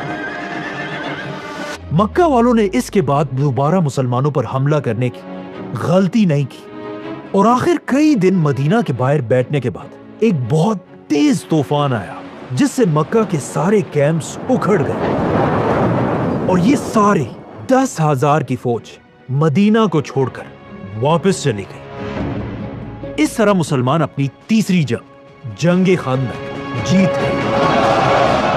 खंदक की जंग से पहले या कुछ ही अरसे बाद मदीना में हजरत अली के घर उनके दूसरे बेटे पैदा हुए, जिनका नाम भी रसूलुल्लाह सल्लल्लाहु अलैहि वसल्लम ने खुद रखा, हुसैन। और आप सल्लल्लाहु अलैहि वसल्लम ने खुद हजरत हुसैन के कान में अजान दी और बिल्कुल हजरत हसन की तरह आप सल्लल्लाहु अलैहि वसल्लम हजरत हुसैन से भी बहुत मोहब्बत करते थे। एक दिन मदीना में आप सल्लल्लाहु अलैहि वसल्लम सहाबा के साथ कहीं जा रहे थे, तो रास्ते में आप सल्लल्लाहु अलैहि वसल्लम की नजर छोटे से हुसैन पर पड़ी जो कुछ खेल रहे थे। ये देखकर आप सल्लल्लाहु अलैहि वसल्लम आगे बढ़े और हुसैन रज़ियल्लाहु अन्हु को पकड़ने की कोशिश की, लेकिन हजरत हुसैन इधर उधर भागने लगे। आप सल्लल्लाहु अलैहि वसल्लम भी हजरत हुसैन के साथ खेलने लगे और उन्हें हंसाते रहे और आखिर आप सल्लल्लाहु अलैहि वसल्लम ने छोटे से हुसैन को पकड़ लिया, उनके माथे को किस किया और हुसैन को देखकर फरमाया, हुसैन मुझसे है और मैं हुसैन से हूं। ए अल्लाह, उससे मोहब्बत कर जो हुसैन से मोहब्बत करे। हजरत हुसैन अपने बड़े भाई हसन रज़ियल्लाहु अन्हु से सिर्फ 1 साल छोटे थे और आप सल्लल्लाहु अलैहि वसल्लम दोनों से बहुत मोहब्बत करते थे और इन्हें देखकर फरमाते थे, हसन और हुसैन मेरी दुनिया के 2 फूल हैं। लेकिन अफसोस की बात यह है, आगे जाकर आप सल्लल्लाहु अलैहि वसल्लम इन दोनों फूलों के साथ जो हुआ उसे आज तक पूरी दुनिया के मुसलमान नहीं भुला सके। حسن رضی اللہ عنہ کو زہر دے کر شہید کر دیا گیا اور امام حسین رضی اللہ عنہ کو ان کی پوری فیملی کے ساتھ کربلا کے میدان میں بے دردی سے شہید کر دیا گیا۔ جس سال مدینہ میں حضرت حسین رضی اللہ عنہ پیدا ہوئے، اسی سال حضرت علی پر ایک بہت بڑا غم بھی آیا۔ مدینہ میں حضرت علی کی ماں ابو طالب کی بیوی فاطمہ بنت اسد اس دنیا سے چلی گئی اور مدینہ کے لوگ انہیں دفنانے کی تیاری کرنے لگے۔ یہ حضرت علی کی زندگی کا ایک بہت ہی مشکل دن تھا، لیکن حضرت علی سے بھی زیادہ اس دن رسول اللہ صلی اللہ علیہ وسلم خفا تھے، کیونکہ حضرت علی نے تو اپنی ساری زندگی آپ صلی اللہ علیہ وسلم کے گھر میں گزاری تھی، لیکن آپ صلی اللہ علیہ وسلم نے اپنا سارا بچپن ابو طالب کے گھر گزارا تھا، جہاں ہمیشہ حضرت علی کی والدہ ہی آپ صلی اللہ علیہ وسلم کا خیال رکھتی تھی۔ اسی لیے جیسے ہی آپ صلی اللہ علیہ وسلم کو پتا چلا، وہ سیدھا حضرت علی کے ماں کے پاس پہنچے اور انہیں دیکھ کر فرمایا، اے میری ماں، اللہ آپ پر رحم کرے، آپ میری ماں کے بعد میری ماں تھی، آپ خود بھوکی رہتی تھی لیکن ہمیشہ مجھے کھلاتی تھی، آپ کو خود اچھے لباس کی ضرورت ہوتی تھی لیکن آپ ہمیشہ مجھے پہناتی تھی۔ جب انہیں دفنانے کا وقت آیا، آپ صلی اللہ علیہ وسلم خود ان کی قبر کے اندر گئے اور وہاں اللہ سے دعا کی، اے اللہ میری ماں کو بخش دے، جس کے بعد آپ صلی اللہ علیہ وسلم نے ان کے کفن کے لیے اپنی قمیص اتار کر دی، جس کے بعد انہیں دفن کر دیا گیا۔ اب یہ سب تو حضرت علی کے فیملی میٹرز تھے، لیکن وہاں مدینہ کی ریاست میں مسلمان ایک نئی پلاننگ کر رہے تھے۔ خندق کی جنگ کے بعد مسلمان آپ صلی اللہ علیہ وسلم کے حکم سے پہلی بار عمرہ کرنے کے لیے مکہ کی طرف روانہ ہوئے، اور مسلمانوں نے پہلے ہی مکہ والوں کو بتا دیا تھا کہ ہم کوئی جنگ ونگ نہیں کرنا چاہتے، ہم صرف عمرہ کرنے کے لیے آ رہے ہیں۔ لیکن جیسے ہی مسلمان مکہ کے قریب پہنچے، مکہ والوں نے ان کا راستہ روک دیا، جس کے بعد مسلمان کئی دن تک مکہ کے باہر ہی بیٹھے رہے، اور جب کوئی حل نہیں نکلا، آخر مسلمانوں نے اور مکہ والوں نے آپس میں ایک ایگریمنٹ کر لی، صلح حدیبیہ۔ رسول اللہ صلی اللہ علیہ وسلم، حضرت علی اور کچھ صحابہ مکہ والوں سے ایگریمنٹ کے لیے ایک کیمپ میں جمع ہوئے۔ اس اتنے امپورٹنٹ ایگریمنٹ کو لکھنے کی ذمہ داری مدینہ کے سب سے بیسٹ رائٹر کو ملی، حضرت علی رضی اللہ عنہ، اور حضرت علی نے یہ ایگریمنٹ لکھنا شروع کی، اور حضرت علی نے لکھا، محمد اللہ کے رسول کے نام سے۔ جیسے ہی حضرت علی نے یہ لکھا، مکہ والوں کا ایک شخص غصے سے کھڑا ہوا اور کہا، یہ کیا ہے؟ ہم تو انہیں رسول مانتے ہی نہیں ہیں، لا نعترف بك رسول۔ اور اس نے حضرت علی سے کہا، اس ایگریمنٹ سے محمد اللہ کا رسول مٹا کر محمد بن عبداللہ لکھو۔ اس بندے کی باتیں سن کر حضرت علی نے رسول اللہ صلی اللہ علیہ وسلم کی طرف دیکھا، اور آپ صلی اللہ علیہ وسلم نے حضرت علی سے کہا کہ ٹھیک ہے، جیسا یہ کہہ رہا ہے ویسا ہی لکھو۔ لیکن یہاں پہلی بار ایک بہت ہی عجیب مومنٹ آیا۔ وہ علی جو بچپن سے ہمیشہ آپ صلی اللہ علیہ وسلم کے ساتھ کھڑے تھے اور اپنے ہاتھوں سے ہر جنگ میں آپ صلی اللہ علیہ وسلم کے لیے تلوار چلاتے تھے، آج اپنے قلم سے اللہ کا رسول لکھا ہوا نہیں مٹا سکے۔ اور آپ صلی اللہ علیہ وسلم کے کہنے کے بعد بھی حضرت علی اپنا ہاتھ نہیں ہلا پا رہے تھے۔ یہ دیکھ کر آپ صلی اللہ علیہ وسلم نے خود یہ ایگریمنٹ حضرت علی سے لیا اور پوچھا کہاں لکھا ہے، اور پھر خود اپنے ہاتھوں سے محمد رسول اللہ کو مٹایا اور حکم دیا کہ اس کی جگہ محمد بن عبداللہ لکھا جائے۔ اور اس طرح پہلی بار مسلمانوں اور مکہ والوں کے درمیان صلح حدیبیہ کی ایگریمنٹ ہوئی اور مسلمان واپس مدینہ آ گئے۔ پہلے تو مسلمان اس ایگریمنٹ سے خوش نہیں تھے، لیکن آہستہ آہستہ انہیں سمجھ آنے لگی کہ آخر آپ صلی اللہ علیہ وسلم نے یہ صلح کیوں کی ہے، کیونکہ اس صلح میں ایک پوائنٹ یہ تھا کہ مسلمان اور مکہ والے اگلے 10 سال کے لیے کوئی بھی جنگ نہیں کریں گے۔ اب جب جنگیں ختم ہو چکی تھی، مسلمان مدینہ میں رہنے لگے، لیکن مدینہ کی اکانومی اب بھی بہت ہی زیادہ خراب تھی اور سارے صحابہ مدینہ میں بہت ہی غربت کی زندگی گزارتے تھے. اور صرف صحابہ نہیں بلکہ خود آپ صلی اللہ علیہ وسلم کی فیملی حضرت علی اور فاطمہ رضی اللہ عنہا بھی بہت غریب زندگی گزارتے تھے. ایک دن آپ صلی اللہ علیہ وسلم اپنی بیٹی فاطمہ کے گھر گئے اور انہوں نے دیکھا کہ گھر میں علی اور حسن اور حسین ہے ہی نہیں. جب آپ صلی اللہ علیہ وسلم نے پوچھا تو انہیں حضرت فاطمہ نے بتایا کہ ہمارے گھر میں کھانے اور پینے کی کوئی بھی چیز نہیں تھی اور بچے بھوک سے رو رہے تھے. تو حضرت علی حسن اور حسین کو اپنے ساتھ کہیں باہر لے گئے تاکہ وہ بھوک سے روئے نہ. جس کے بعد آپ صلی اللہ علیہ وسلم انہیں ڈھونڈنے لگے اور دیکھا کہ حضرت علی کسی کے باغ میں اس کے لیے بہت ہی مشکل مزدوری کر رہے ہیں اور حسن اور حسین ان کے پاس بیٹھے کھیل رہے ہیں. سارا دن حضرت علی نے اسی طرح بہت ہی محنت سے اس باغ میں مزدوری کی جس سے ان کے ہاتھ زخمی بھی ہو گئے تھے اور اس سارے کے اینڈ میں انہیں صرف 16 کھجور ملے جو حضرت علی نے اپنے بچوں کو بھی دیے اور اپنی بیوی فاطمہ کو بھی. یہ مدینہ کے لیڈر رسول اللہ صلی اللہ علیہ وسلم کے اپنی فیملی کا لائف سٹائل تھا. اور صرف یہی نہیں, اسی طرح حضرت علی اور فاطمہ رضی اللہ عنہ سارا کام خود کیا کرتے تھے اور ان کی ہیلپ کے لیے کوئی بھی نہیں تھا. بلکہ کہا جاتا ہے حضرت فاطمہ کھانا کم ہونے کی وجہ سے اتنی کمزور ہو چکی تھی کہ جب بھی وہ آٹا گھونٹتی تھی بار بار ان کا ہاتھ برتن سے گر جاتا تھا اور انہیں چوٹ لگتی تھی. اور حضرت علی بھی مزدوری کر کر کے بہت کمزور ہو چکے تھے. یہ دیکھ کر ایک دن حضرت علی نے حضرت فاطمہ رضی اللہ عنہا سے کہا کہ آپ جا کر آپ صلی اللہ علیہ وسلم سے ایک غلام کی ریکویسٹ کریں. تو حضرت فاطمہ نے جا کر اپنے والد آپ صلی اللہ علیہ وسلم سے ایک غلام کی ریکویسٹ کی, لیکن آپ صلی اللہ علیہ وسلم اپنی فیملی کو مدینہ کے عام لوگوں سے بڑا نہیں سمجھتے تھے.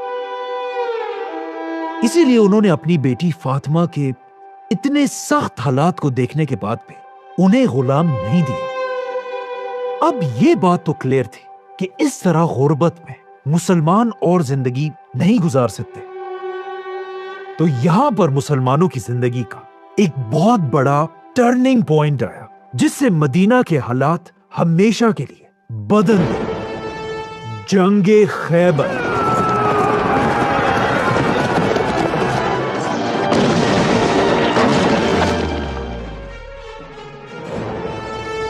اب تک ساری جنگیں ہمیشہ مکہ اور مدینہ کے درمیان ہوتی ہیں, لیکن صلح حدیبیہ کے بعد اب مکہ والوں سے 10 سال تک کوئی لڑائی نہیں ہو سکتی تھی.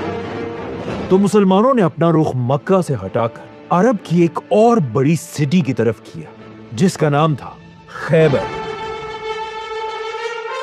خیبر مدینہ کے قریب ہی ایک بہت بڑا شہر تھا اور یہ کوئی عام شہر نہیں تھا بلکہ یہ اس زمانے میں پورے عرب کے یہودیوں کا سب سے بڑا ہیڈ کوارٹر تھا. اور یہودی اس زمانے میں بھی بالکل آج کی طرح بہت ہی بڑے بزنس مین تھے جن کا بزنس پوری دنیا میں پھیلا ہوا تھا. اور ان سارے بزنسز سے یہودی جتنا مال کماتے تھے اس کا سب سے بڑا حصہ انہوں نے اسی خیبر کے قلعے میں سٹور کیا ہوا تھا. مطلب خیبر کے قلعے کے اندر انلیمیٹڈ گولڈ, سلور اور لگژری چیزیں پڑی ہوئی تھی اور اس بات کا یہودیوں کو اچھی طرح پتا تھا.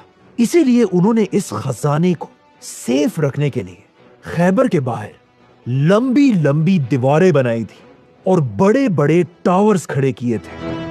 اور خیبر کا ہر قلعہ زمین سے کافی اوپر ہلز پر بنا ہوا تھا. اسی لیے پچھلے کئی 100 سال سے کوئی بھی یہودیوں سے خیبر کا قلعہ نہیں چھین سکا تھا. ان شارٹ خیبر اتنا مضبوط قلعہ تھا کہ آج تک اس کی لمبی لمبی دیواریں اور ٹاورز اپنی جگہ پر مضبوطی سے کھڑے ہیں. آج خیبر ایسا دکھتا ہے اور اسے دیکھ کر سوچیں اس زمانے میں خیبر کیسا دکھتا ہوگا. مطلب خیبر کو فتح کرنا مشکل ہی نہیں, ناممکن تھا. اور مسلمانوں کا بھی خیبر کو فتح کرنے کا کوئی پلان نہیں تھا. لیکن ایک دن مسلمانوں کو خبر ملی کہ خیبر کے یہودی ایک بہت بڑی فوج جمع کر رہے ہیں اور مسلمانوں کے کیپٹل مدینہ پر حملہ کرنے کی تیاری کر رہے ہیں۔ یہ دیکھ کر آپ صلی اللہ علیہ وسلم نے صحابہ کو جنگ کے لیے تیار ہونے کا حکم دیا اور پھر 1400 مسلمانوں کے ساتھ اس سے پہلے کہ خیبر مسلمانوں پر حملہ کرے، آپ صلی اللہ علیہ وسلم خیبر پر حملے کے لیے روانہ ہو۔ جیسے ہی خیبر کے لوگوں نے مسلمانوں کی فوج کو دیکھا، وہ سب اپنے قلعوں کے اندر گئے اور ساری گیٹس بند کر کے جنگ کے لیے تیار ہوئے، جس کے بعد مسلمانوں نے خیبر کے قلعے پر حملہ کر دیا۔ لیکن جیسے ہی مسلمان قریب پہنچے، یہودی مسلمانوں پر تیر اور پتھر برسانے لگے اور ایون قلعے کے اندر سے مسلمانوں پر توپیں بھی چلنے لگی، جس سے مسلمان پیچھے ہٹ گئے۔ جس کے بعد آپ صلی اللہ علیہ وسلم ایک ایک جنرل کے ساتھ مسلمانوں کی فوج کو بھیجتے رہے، لیکن یہودیوں کا ڈیفنس اتنا سخت تھا کہ ہر بار مسلمانوں کو پیچھے ہٹنا پڑا۔ کہا جاتا ہے ایک بار ابو بکر اور عمر رضی اللہ عنہ نے بھی مسلمانوں کی فوج کے ساتھ حملہ کیا اور مسلمان خیبر کی دیوار تک پہنچ گئے، لیکن یہ دیکھ کر یہودیوں نے دیوار کے اوپر سے بڑے بڑے پتھر مسلمانوں پر پھینکے اور مسلمانوں کو دوبارہ پیچھے ہٹنا پڑا۔ آخر اتنے حملوں کے بعد ایسا لگنے لگا تھا کہ مسلمان خیبر کو فتح نہیں کر پائیں گے اور یہودی یہ جنگ مسلمانوں سے جیت جائیں گے۔ تو اب جب مسلمانوں کا مورال ڈاؤن ہو رہا تھا، تو آخر آپ صلی اللہ علیہ وسلم نے مسلمانوں کو جمع کیا اور ان سب سے کہا، کل میں جھنڈا ایسے شخص کو دوں گا جو اللہ اور اس کے رسول سے محبت کرتا ہے، اور اللہ اور اس کے رسول اس سے محبت کرتے ہیں، اور اللہ اسی آدمی کے ہاتھ پر خیبر کے قلعے کو فتح کرے گا۔ یہ سن کر سارے صحابہ حیران رہ گئے کہ آخر وہ لیڈر کون ہوگا جس سے اللہ بھی محبت کرتا ہے۔ جیسے ہی اگلی صبح ہوئی، سارے صحابہ دور دور سے آ کر آپ صلی اللہ علیہ وسلم کے کیمپ کے پاس جمع ہونے لگے اور آپ صلی اللہ علیہ وسلم کا انتظار کرنے لگے اور آپس میں ڈسکس کرنے لگے کہ وہ لیڈر آخر کون ہوگا۔ اس دن آلموسٹ ہر صحابی کی خواہش تھی کہ آپ صلی اللہ علیہ وسلم جھنڈا اسے دے اور وہ خیبر کو فتح کرے۔ حضرت عمر کہتے ہیں کہ مجھے کبھی بھی لیڈر بننے کی خواہش نہیں ہوئی سوائے خیبر کے اس دن کے، کہ اس دن میں بھی یہ چاہتا تھا کہ آپ صلی اللہ علیہ وسلم مجھے مسلمانوں کی فوج کا لیڈر بنائے۔ اب جب سارے مسلمان جمع ہو گئے، سب غور سے اس جگہ کی طرف دیکھ رہے تھے جہاں سے آپ صلی اللہ علیہ وسلم نے آنا تھا، اور آخر آپ صلی اللہ علیہ وسلم آگے آئے اور آپ صلی اللہ علیہ وسلم کو دیکھتے ہی ساری فوج بالکل خاموش ہو گئی۔ علی کا نام سن کر اپنی خیبر کانپ جاتا ہے۔ آخر آپ صلی اللہ علیہ وسلم مسلمانوں کے سامنے کھڑے ہوئے اور کہا، علی کہاں ہے؟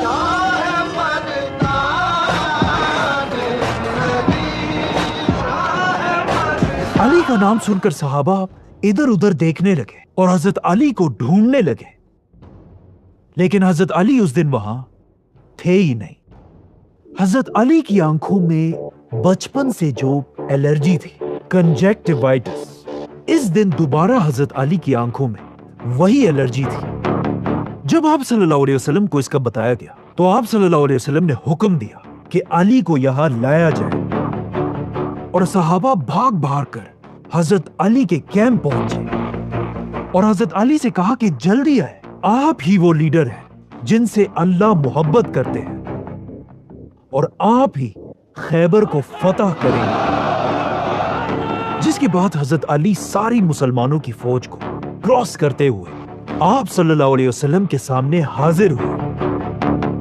آپ صلی اللہ علیہ وسلم نے حضرت علی کی آنکھوں پر اپنا ہاتھ پھیرا، جس سے ان کی یہ الرجی ہمیشہ کے لیے ختم ہو گئی، اور پھر آپ صلی اللہ علیہ وسلم نے سب کے سامنے حضرت علی کو مسلمانوں کی فوج کا جھنڈا پکڑایا اور انہیں حکم دیا کہ جاؤ اور حملہ کرو، لیکن حملے سے پہلے उन्हें इस्लाम की दावत जरूर देना। हजरत अली मुसलमानों का झंडा लेकर पूरी फौज के साथ खैबर के किले की तरफ बढ़े और इस बार हजरत अली की लीडरशिप में यह हमला इतना सख्त था कि मुसलमान किले के बिल्कुल करीब पहुंचने लगे। और जब यहूदियों ने यह देखा, उन्हें समझ आ गई कि अब उनका डिफेंस टूटने वाला है। और आखिर जब कोई भी रास्ता नहीं था, यहूदियों का लीडर और उनका सबसे बड़ा वॉरियर मरहब किले से बाहर आया। मरहब कोई आम वॉरियर नहीं था, वो बहुत ही लंबा और मस्कुलर आदमी था। और खैबर के लोग कहा करते थे कि हमारा एक मरहब 1000 आदमियों के बराबर है। और कहा जाता है इस दिन मरहब ने सर से लेकर पांव तक स्टील का आर्मर पहना हुआ था। मरहब मुसलमानों की फौज के सामने आया और जोर जोर से मुसलमानों के लीडर को अकेले जंग के लिए चैलेंज करने लगे। तो ऑफ कोर्स मरहब से लड़ने के लिए मुसलमानों का लीडर सिर्फ 28 साल के अली रज़ियल्लाहु अन्हु आगे आए। हजरत अली को देखकर मरहब ने कहा, मैं हूं मरहब, أنا مرحب जिसे पूरा खैबर जानता है كل خيبر يعرفني और जंग के वक्त में मैं ही सबसे बहादुर हूं। في زمن المعركة أنا الشجاع। जिस पर हजरत अली ने उसे जवाब दिया और कहा, मैं वो हूं जिसकी मां ने उसका नाम हैदर रखा। أنا الذي سمتني أمي حيدر जंगल की शेर की तरह खतरनाक, مرغامها جام وليث قسورة जिसे देखकर दिलों में खौफ बैठ जाता है। عبل الذراعين شديد القصرة ये सुनकर मरहब हजरत अली की तरफ भागने लगा और जोर से हजरत अली पर अपनी तलवार से हमला किया। लेकिन हजरत अली साइड पर हुए और फिर अपनी तलवार जुल्फिकार के एक ही वार में मरहब के सर पर इतना जोर से मारा कि हजरत अली की तलवार उसके स्टील के हेलमेट को तोड़कर उसके सर पर लगी और खैबर का चैंपियन मरहब पूरे खैबर के सामने गिर गया। मरहब के गिरते ही मुसलमानों ने हजरत अली की लीडरशिप में खैबर पर ऐसा हमला किया कि मुसलमानों की फौज खैबर के किले के अंदर घुस गई और किले के अंदर ही जंग शुरू हुई। और इस तरह मुसलमानों ने खैबर का ये किला फतह कर लिया। और इस फतह के बाद मुसलमान खैबर का एक एक किला फतह करते गए और आखिर पूरा खैबर फतह हो गया। खैबर के किले के अंदर यहूदियों के सारे खजाने मुसलमानों के कंट्रोल में आए। इन खजानों में इतना ज्यादा सोना था कि इससे पहली बार मुसलमानों के हालात हमेशा के लिए बदल गए। आप सल्लल्लाहु अलैहि वसल्लम ने यह सारा सोना मुसलमानों में डिवाइड कर दिया और आप सल्लल्लाहु अलैहि वसल्लम ने खैबर की बड़ी बड़ी जमीनें जो खजूर के दरख्तों से भरी हुई थी मुसलमानों में बांट दी।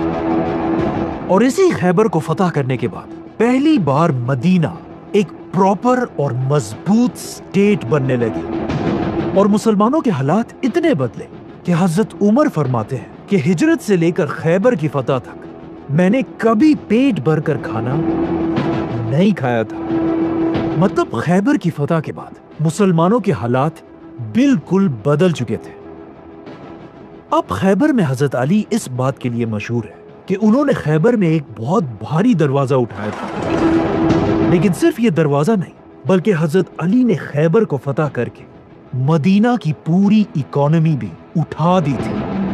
खैबर हजरत अली की जिंदगी की आखिरी जंग नहीं थी क्योंकि रसूलुल्लाह सल्लल्लाहु अलैहि वसल्लम ने पहले ये बता दिया था कि आगे जाकर हजरत अली मुसलमानों के एक बहुत बड़े लीडर बनेंगे। एक दिन आप सल्लल्लाहु अलैहि वसल्लम सहाबा के साथ कहीं जा रहे थे।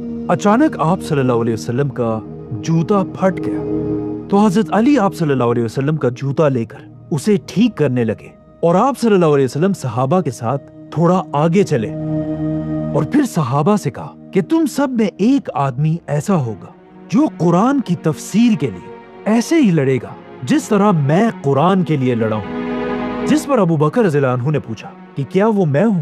آپ صلی اللہ علیہ وسلم نے کہا نہیں، بلکہ یہ شخص وہ ہوگا جو اس وقت میرا جوتا ٹھیک کر رہا ہے، اور آگے جا کر بالکل ایسا ہی ہوا۔ خیبر کی فتح اتنی بڑی تھی کہ اس فتح کے بعد آہستہ آہستہ عرب کے قبیلے مسلمانوں کے سامنے اپنا سر جھکانے لگے، اور آپ صلی اللہ علیہ وسلم عرب کے سب سے طاقتور لیڈر بننے لگے۔ اور آخر خیبر کے صرف 1 سال بعد مکہ والوں نے مسلمانوں کے ساتھ صلح حدیبیہ توڑ دی، اور اب مسلمان اتنے اسٹرانگ تھے کہ آپ صلی اللہ علیہ وسلم 10,000 کی فوج لے کر مکہ کو فتح کرنے کے لیے روانہ ہوئے۔ اس سے صرف 8 سال پہلے ایک ایسا دن بھی آیا تھا جب حضرت علی اکیلے مکہ سے ہجرت کر کے مدینہ گئے تھے، اور اب آپ صلی اللہ علیہ وسلم کے ساتھ 10,000 کی فوج لے کر حضرت علی بھی دوبارہ مکہ انٹر ہوئے، اور مکہ کو فتح کر کے حضرت علی اور باقی صحابہ نے وہاں کے کعبہ کے اندر سارے بتوں کو توڑ دی، اور اس طرح مسلمانوں نے آخر مکہ کو فتح کر لیا۔ مکہ کو فتح کرنے کے بعد حضرت علی اسلام کی اگلی جنگ حنین میں بھی آپ صلی اللہ علیہ وسلم کے ساتھ مضبوطی سے کھڑے رہے، اور یہ جنگ بھی مسلمان جیت گئے، جس کے بعد آپ صلی اللہ علیہ وسلم واپس اپنے کیپٹل مدینہ چلے گئے، اور اب مکہ کو فتح کرنے کے بعد پورا عرب مدینہ کو اپنا کیپٹل ماننے لگا، اور ہر طرف سے لوگ آ کر آپ صلی اللہ علیہ وسلم کے ہاتھ پر بیعت کرنے لگے۔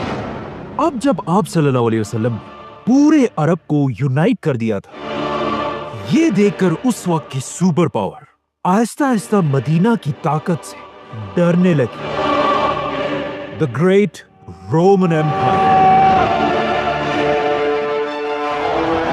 اسی لیے مسلمانوں کی طاقت اور بھی زیادہ بڑھنے سے روکنے کے لیے اب رومن امپائر مسلمانوں پر حملے کی تیاری کرنے لگے۔ جب رسول اللہ صلی اللہ علیہ وسلم کو اس کی خبر ملی، آپ صلی اللہ علیہ وسلم نے بھی رومن امپائر سے جنگ کے لیے 30,000 مسلمانوں کی فوج جمع کی، جس کے بعد مسلمان تبوک کی طرف روانہ ہوئے۔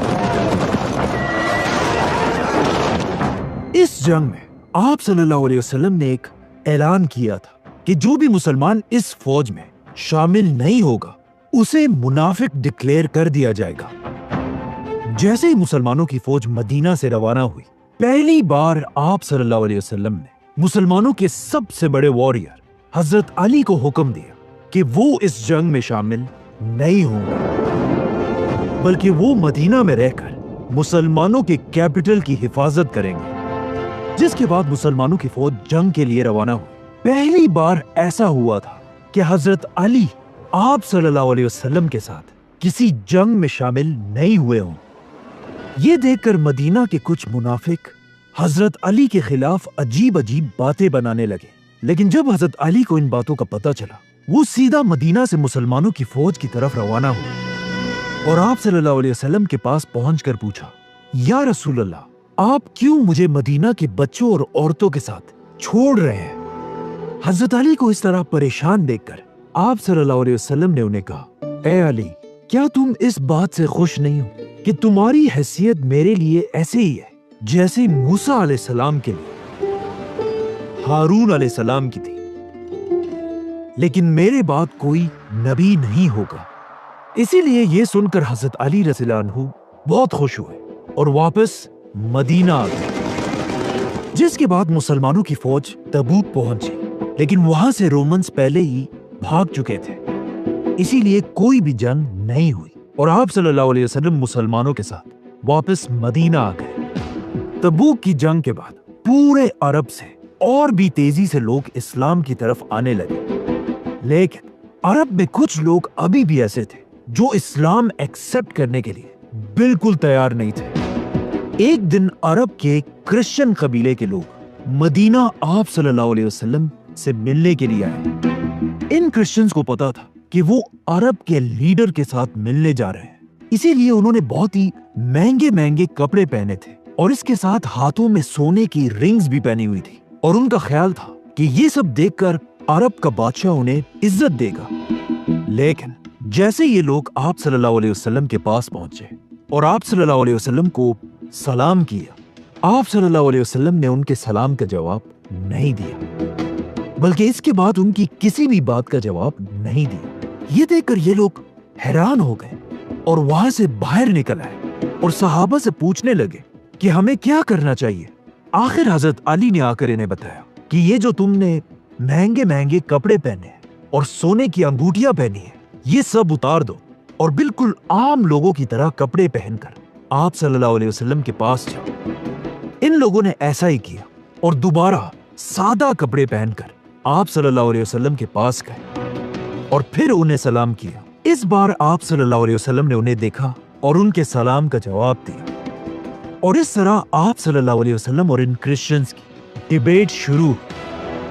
یہ کرسچنز بار بار آپ صلی اللہ علیہ وسلم سے کہہ رہے تھے کہ عیسیٰ علیہ السلام اللہ کے بیٹے ہیں اور ہم سب کے خدا ہیں، لیکن آپ صلی اللہ علیہ وسلم انہیں بتا رہے تھے کہ عیسیٰ علیہ السلام اللہ کے پیغمبر اور صرف اللہ کے بندے ہیں۔ جس پر انہوں نے آپ صلی اللہ علیہ وسلم سے کہا کہ پھر ہمیں بتائیں کون ایسا آدمی ہے جو بغیر کسی باپ کے پیدا ہوا ہو، اور ان کی اسی بات پر قرآن کی آیت نازل ہوئی جس میں اللہ نے فرمایا کہ عیسیٰ کی مثال ایسی ہی ہے جیسے آدم کی ہے۔ اب قرآن کی اس آیت کا ان کرسچنز کے پاس کوئی جواب نہیں تھا، کیونکہ اگر عیسیٰ علیہ السلام بغیر باپ کے پیدا ہوئے تو آدم علیہ السلام بغیر ماں باپ کے پیدا ہوئے تھے۔ لیکن پھر بھی یہ کرسچنز اپنی بات پر کھڑے رہے، جس پر آخر آپ صلی اللہ علیہ وسلم نے ان کرسچنز کو مباہلہ کا چیلنج دیا کہ تم اپنے فیملی کو لے کر آؤ اور میں بھی اپنی فیملی اہل بیت کو لے کر آؤں گا، اور پھر ہم مل کر اللہ سے دعا کریں گے کہ جو بھی ہم میں غلط ہے اس پر اللہ کی لعنت ہو۔ اور سب کو اچھی طرح پتا تھا کہ آپ صلی اللہ علیہ وسلم کے اہل بیت کون ہے، کیونکہ اس سے پہلے ایک دن آپ صلی اللہ علیہ وسلم گھر گئے اور ایک چادر کے نیچے حضرت فاطمہ، حسن، حسین اور علی رضی اللہ عنہ کو بٹھایا اور اللہ سے کہا کہ یہی لوگ میرے اہل بیت ہیں۔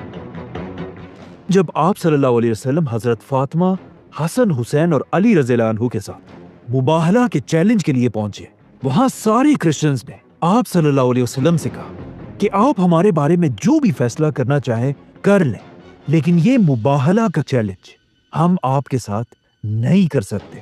اور یہ کرسچنز وہاں سے چلے گئے۔ یہاں سے حضرت علی کی زندگی میں ایک بہت بڑا چینج آیا، کیونکہ اب رسول اللہ صلی اللہ علیہ وسلم حضرت علی کو ایک وارئر سے اسلام کا بہت بڑا جج بنانا چاہتے تھے۔ اصل میں جب پورا عرب اسلام کی طرف آ رہا تھا، یمن کا ایک بہت بڑا قبیلہ اب بھی مسلمان ہونے کے لیے تیار نہیں تھا۔ اسی لیے آپ صلی اللہ علیہ وسلم نے اپنے ایک جنرل خالد بن ولید رضی اللہ عنہ کو یمن کی طرف بھیجا تاکہ وہ ان لوگوں کو اسلام کی دعوت دے۔ لیکن آپ صلی اللہ علیہ وسلم کافی عرصے تک انتظار کرتے رہے، لیکن یمن کے مسلمان ہونے کی کوئی خبر نہیں آئی۔ تو آخر آپ صلی اللہ علیہ وسلم نے خالد بن ولید کو واپس مدینہ بلایا، اور پھر آپ صلی اللہ علیہ وسلم نے حکم دیا کہ علی کو میرے پاس لایا جائے۔ حضرت علی نے آ کر آپ صلی اللہ علیہ وسلم سے پوچھا کہ یا رسول اللہ، آپ مجھے بہت دور ایک دوسرے ملک بھیج رہے ہیں، اور میری عمر تو ابھی بہت کم ہے، اور وہاں مجھ سے بڑی عمر کے لوگ میری بات کیوں مانیں گے، اور میں ان کے درمیان صحیح فیصلہ کیسے کروں گا؟ کیونکہ اس وقت حضرت علی کی ایج صرف 30-32 سال تھی، جس پر آپ صلی اللہ علیہ وسلم نے حضرت علی کے سینے پر اپنا ہاتھ پھیرا اور حضرت علی کو دعا دی، اے اللہ، علی کی زبان کو سچ کے ساتھ رکھ اور اس کے دل کو ہدایت دے۔ اور پھر حضرت علی سے کہا، اے علی، جب بھی تم دو گروپس کے درمیان فیصلہ کرنا، پہلے دونوں گروپس کی ہر بات غور سے سننا اور تبھی فیصلہ کرنا۔ آپ صلی اللہ علیہ وسلم نے حضرت علی کو اپنے ہاتھوں سے ان کے سر پر ایک امامہ پہنایا اور ان کے ہاتھ میں کالا جھنڈا دیا، اور اس طرح حضرت علی یمن کی طرف روانہ ہوئے۔ ایک جنرل کی طرح نہیں، بلکہ یمن کے گورنر اور جج کی طرح۔ جیسے ہی حضرت علی یمن پہنچے، انہوں نے وہاں سارے لوگوں کو جمع کیا، ان کے سامنے آپ صلی اللہ علیہ وسلم کا لیٹر پڑھ کر سنایا اور پھر ایک زبردست سپیچ کی، اور اس طرح حضرت علی کی ہی باتوں سے انسپائر ہو کر پورے یمن نے اسلام قبول کر لیا۔ اور حضرت علی کے جانے کے کچھ ہی دن بعد آپ صلی اللہ علیہ وسلم تک خبر پہنچی کہ یمن اسلام قبول کر چکا، جس کے بعد حضرت علی یمن کے لیڈر بنے اور یمن کے سارے فیصلے حضرت علی ہی کرنے لگے۔ یہ وہی یمن تھا جہاں سے بہت سال پہلے ایک بادشاہ نے مکہ پر حملہ کیا تھا، جس کا نام تھا ابرہہ، اور اب مکہ کا ہی ایک آدمی پورے یمن کا لیڈر تھا۔ کچھ مہینے یمن میں رہنے کے بعد حضرت علی کو پتا چلا کہ آپ صلی اللہ علیہ وسلم اپنی زندگی کے پہلے حج کے لیے مدینہ سے مکہ آ رہے ہیں،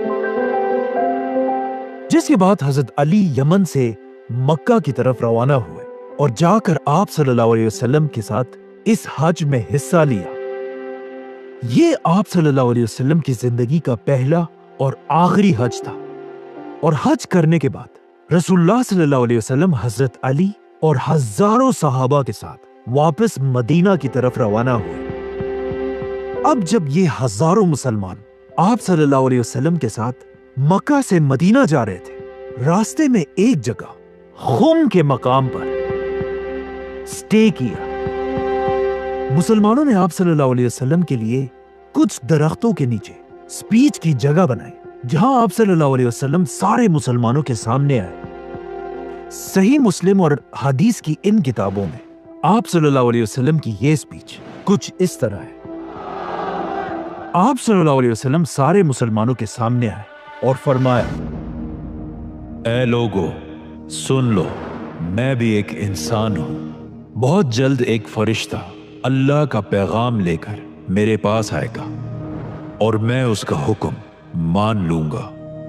اے لوگو، میں تمہارے پاس دو بہت بڑی چیزیں چھوڑ کر جا رہا ہوں۔ ایک اللہ کی کتاب قرآن، اس کو ہمیشہ مضبوطی سے پکڑ کر رکھنا، اور دوسرا میرے اہل بیت۔ میں تمہیں اپنے اہل بیت کے بارے میں اللہ سے ڈراتا ہوں۔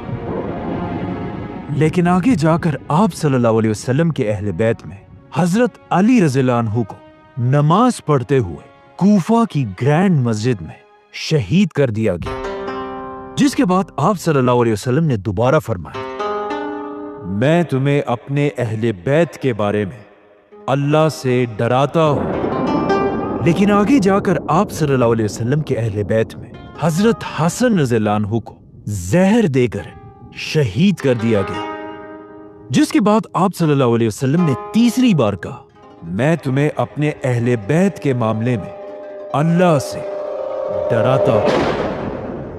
لیکن آپ صلی اللہ علیہ وسلم کے اہل بیت میں حضرت حسین رضی اللہ عنہ کو بھی کربلا کے میدان میں بے رحمی سے شہید کر دیا گیا۔ اسی طرح یہ بات 3 بار کہنے کے بعد آپ صلی اللہ علیہ وسلم نے صحابہ سے پوچھا، کیا تم لوگوں کو نہیں پتا کہ میرا مسلمانوں پر ان کی جانوں سے بھی زیادہ حق ہے؟ جس پر صحابہ نے جواب دیا کہ بالکل، ہم مانتے ہیں۔ تو آپ صلی اللہ علیہ وسلم نے حضرت علی کا ہاتھ پکڑا اور اسے اٹھا کر فرمایا، جس کا مولا میں، اس کا مولا علی۔ اے اللہ، اس سے محبت رکھ جو علی سے محبت رکھے، اور اس سے دشمنی کر جو علی سے دشمنی کرے۔ یہ کوئی پہلی دفعہ نہیں تھا کہ آپ صلی اللہ علیہ وسلم نے مولا علی کی امپورٹنس کے بارے میں مسلمانوں کو بتایا۔ اس سے پہلے بھی ایک بار آپ صلی اللہ علیہ وسلم نے فرمایا تھا کہ اے علی، تم سے مومن ہی محبت کرے گا اور تم سے منافق ہی بغض رکھے گا۔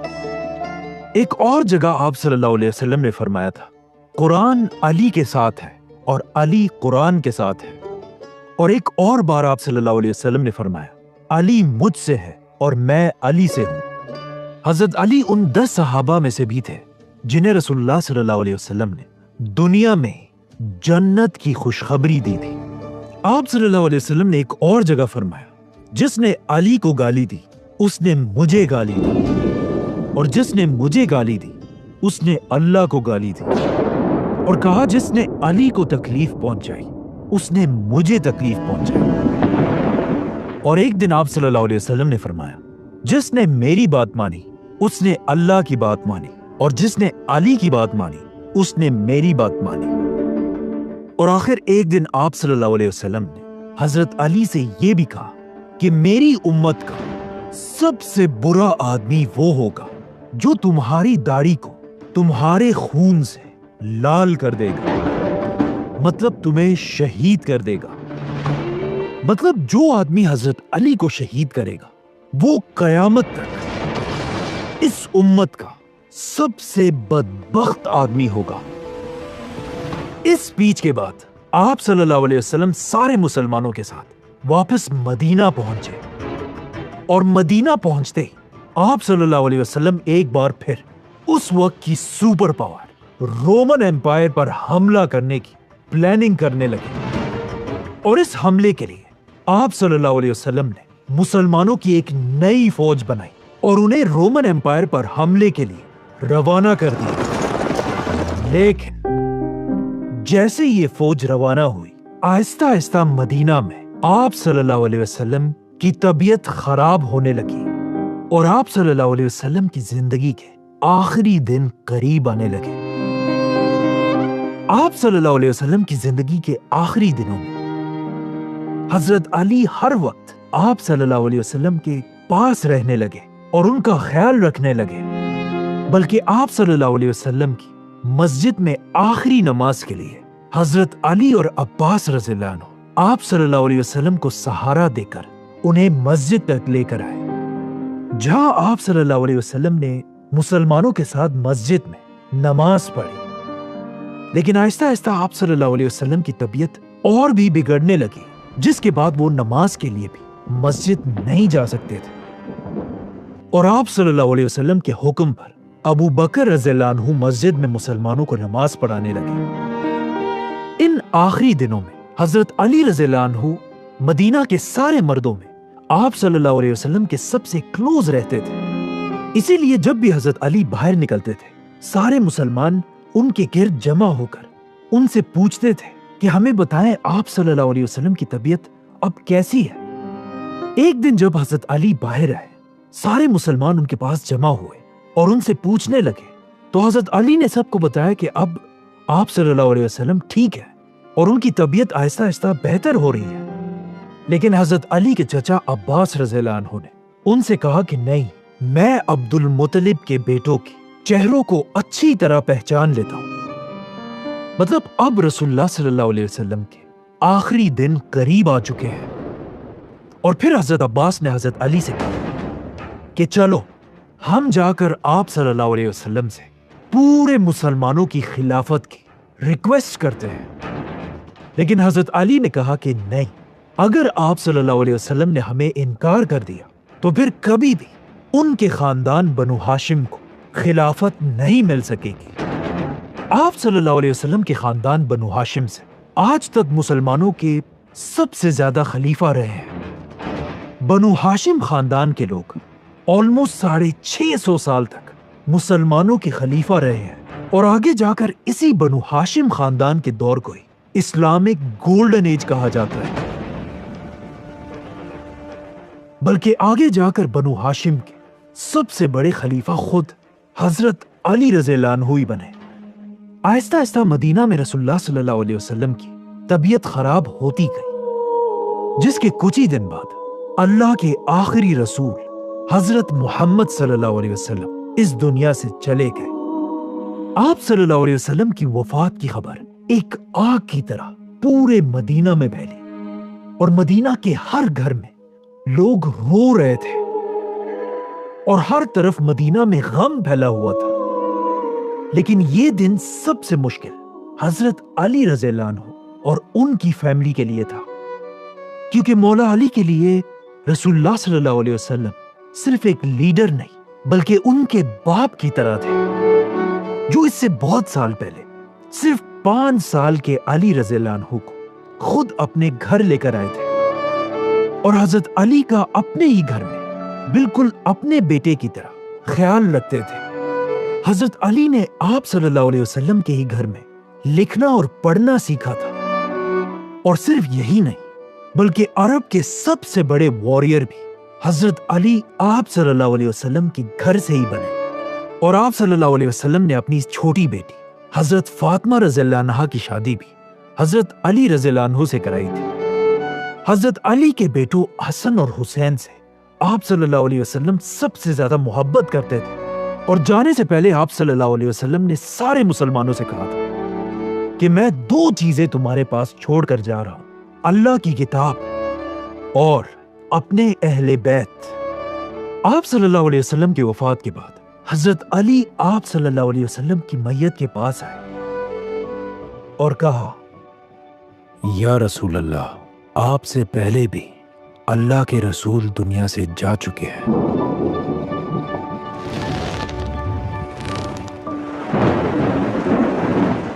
لیکن آپ کا دنیا سے جانا ان سارے پیغمبروں سے بالکل الگ ہے، کیونکہ آپ کے جانے کے بعد آسمان اور زمین کا رشتہ ہمیشہ کے لیے ٹوٹ چکا ہے، جو کسی بھی اور پیغمبر کے جانے سے کبھی نہیں ہوا۔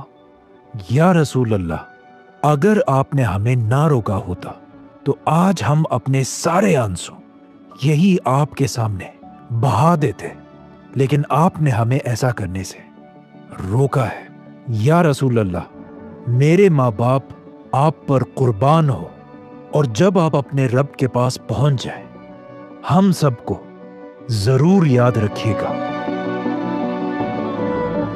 دنیا کے سب سے عظیم انسان رسول اللہ صلی اللہ علیہ وسلم کو حضرت علی نے غسل دیا، اور اس اتنے مشکل دن میں، اتنے غم میں ہونے کے باوجود بھی حضرت علی نے ہی آپ صلی اللہ علیہ وسلم کو دفنانے کی ساری تیاری کی۔ اسی طرح آخری وقت تک حضرت علی آپ صلی اللہ علیہ وسلم کے ساتھ رہے۔ اب اسلام کی تاریخ میں ایک نیا دور شروع ہو چکا تھا، اور آپ صلی اللہ علیہ وسلم کے جانے کے بعد مسلمانوں نے اپنا پہلا خلیفہ ابو بکر رضی اللہ عنہ کو بنایا، اور اب وقت آ چکا تھا کہ مسلمان آپ صلی اللہ علیہ وسلم کی کہی ہوئی باتوں کو پورا کریں، اور اس وقت کی سپر پاورز رومن اور پرشین ایمپائر کرش کر دیا۔ اسی لیے ابو بکر رضی اللہ عنہ نے ایک ہی ٹائم پر دونوں سپر پاورز پر حملہ کر دیا، اور مسلمان ایک کے بعد ایک شہر کو فتح کرنے لگے، اور یہاں سے حضرت علی کی زندگی میں بھی ایک نیا دور آیا، the Chief Justice of Islam۔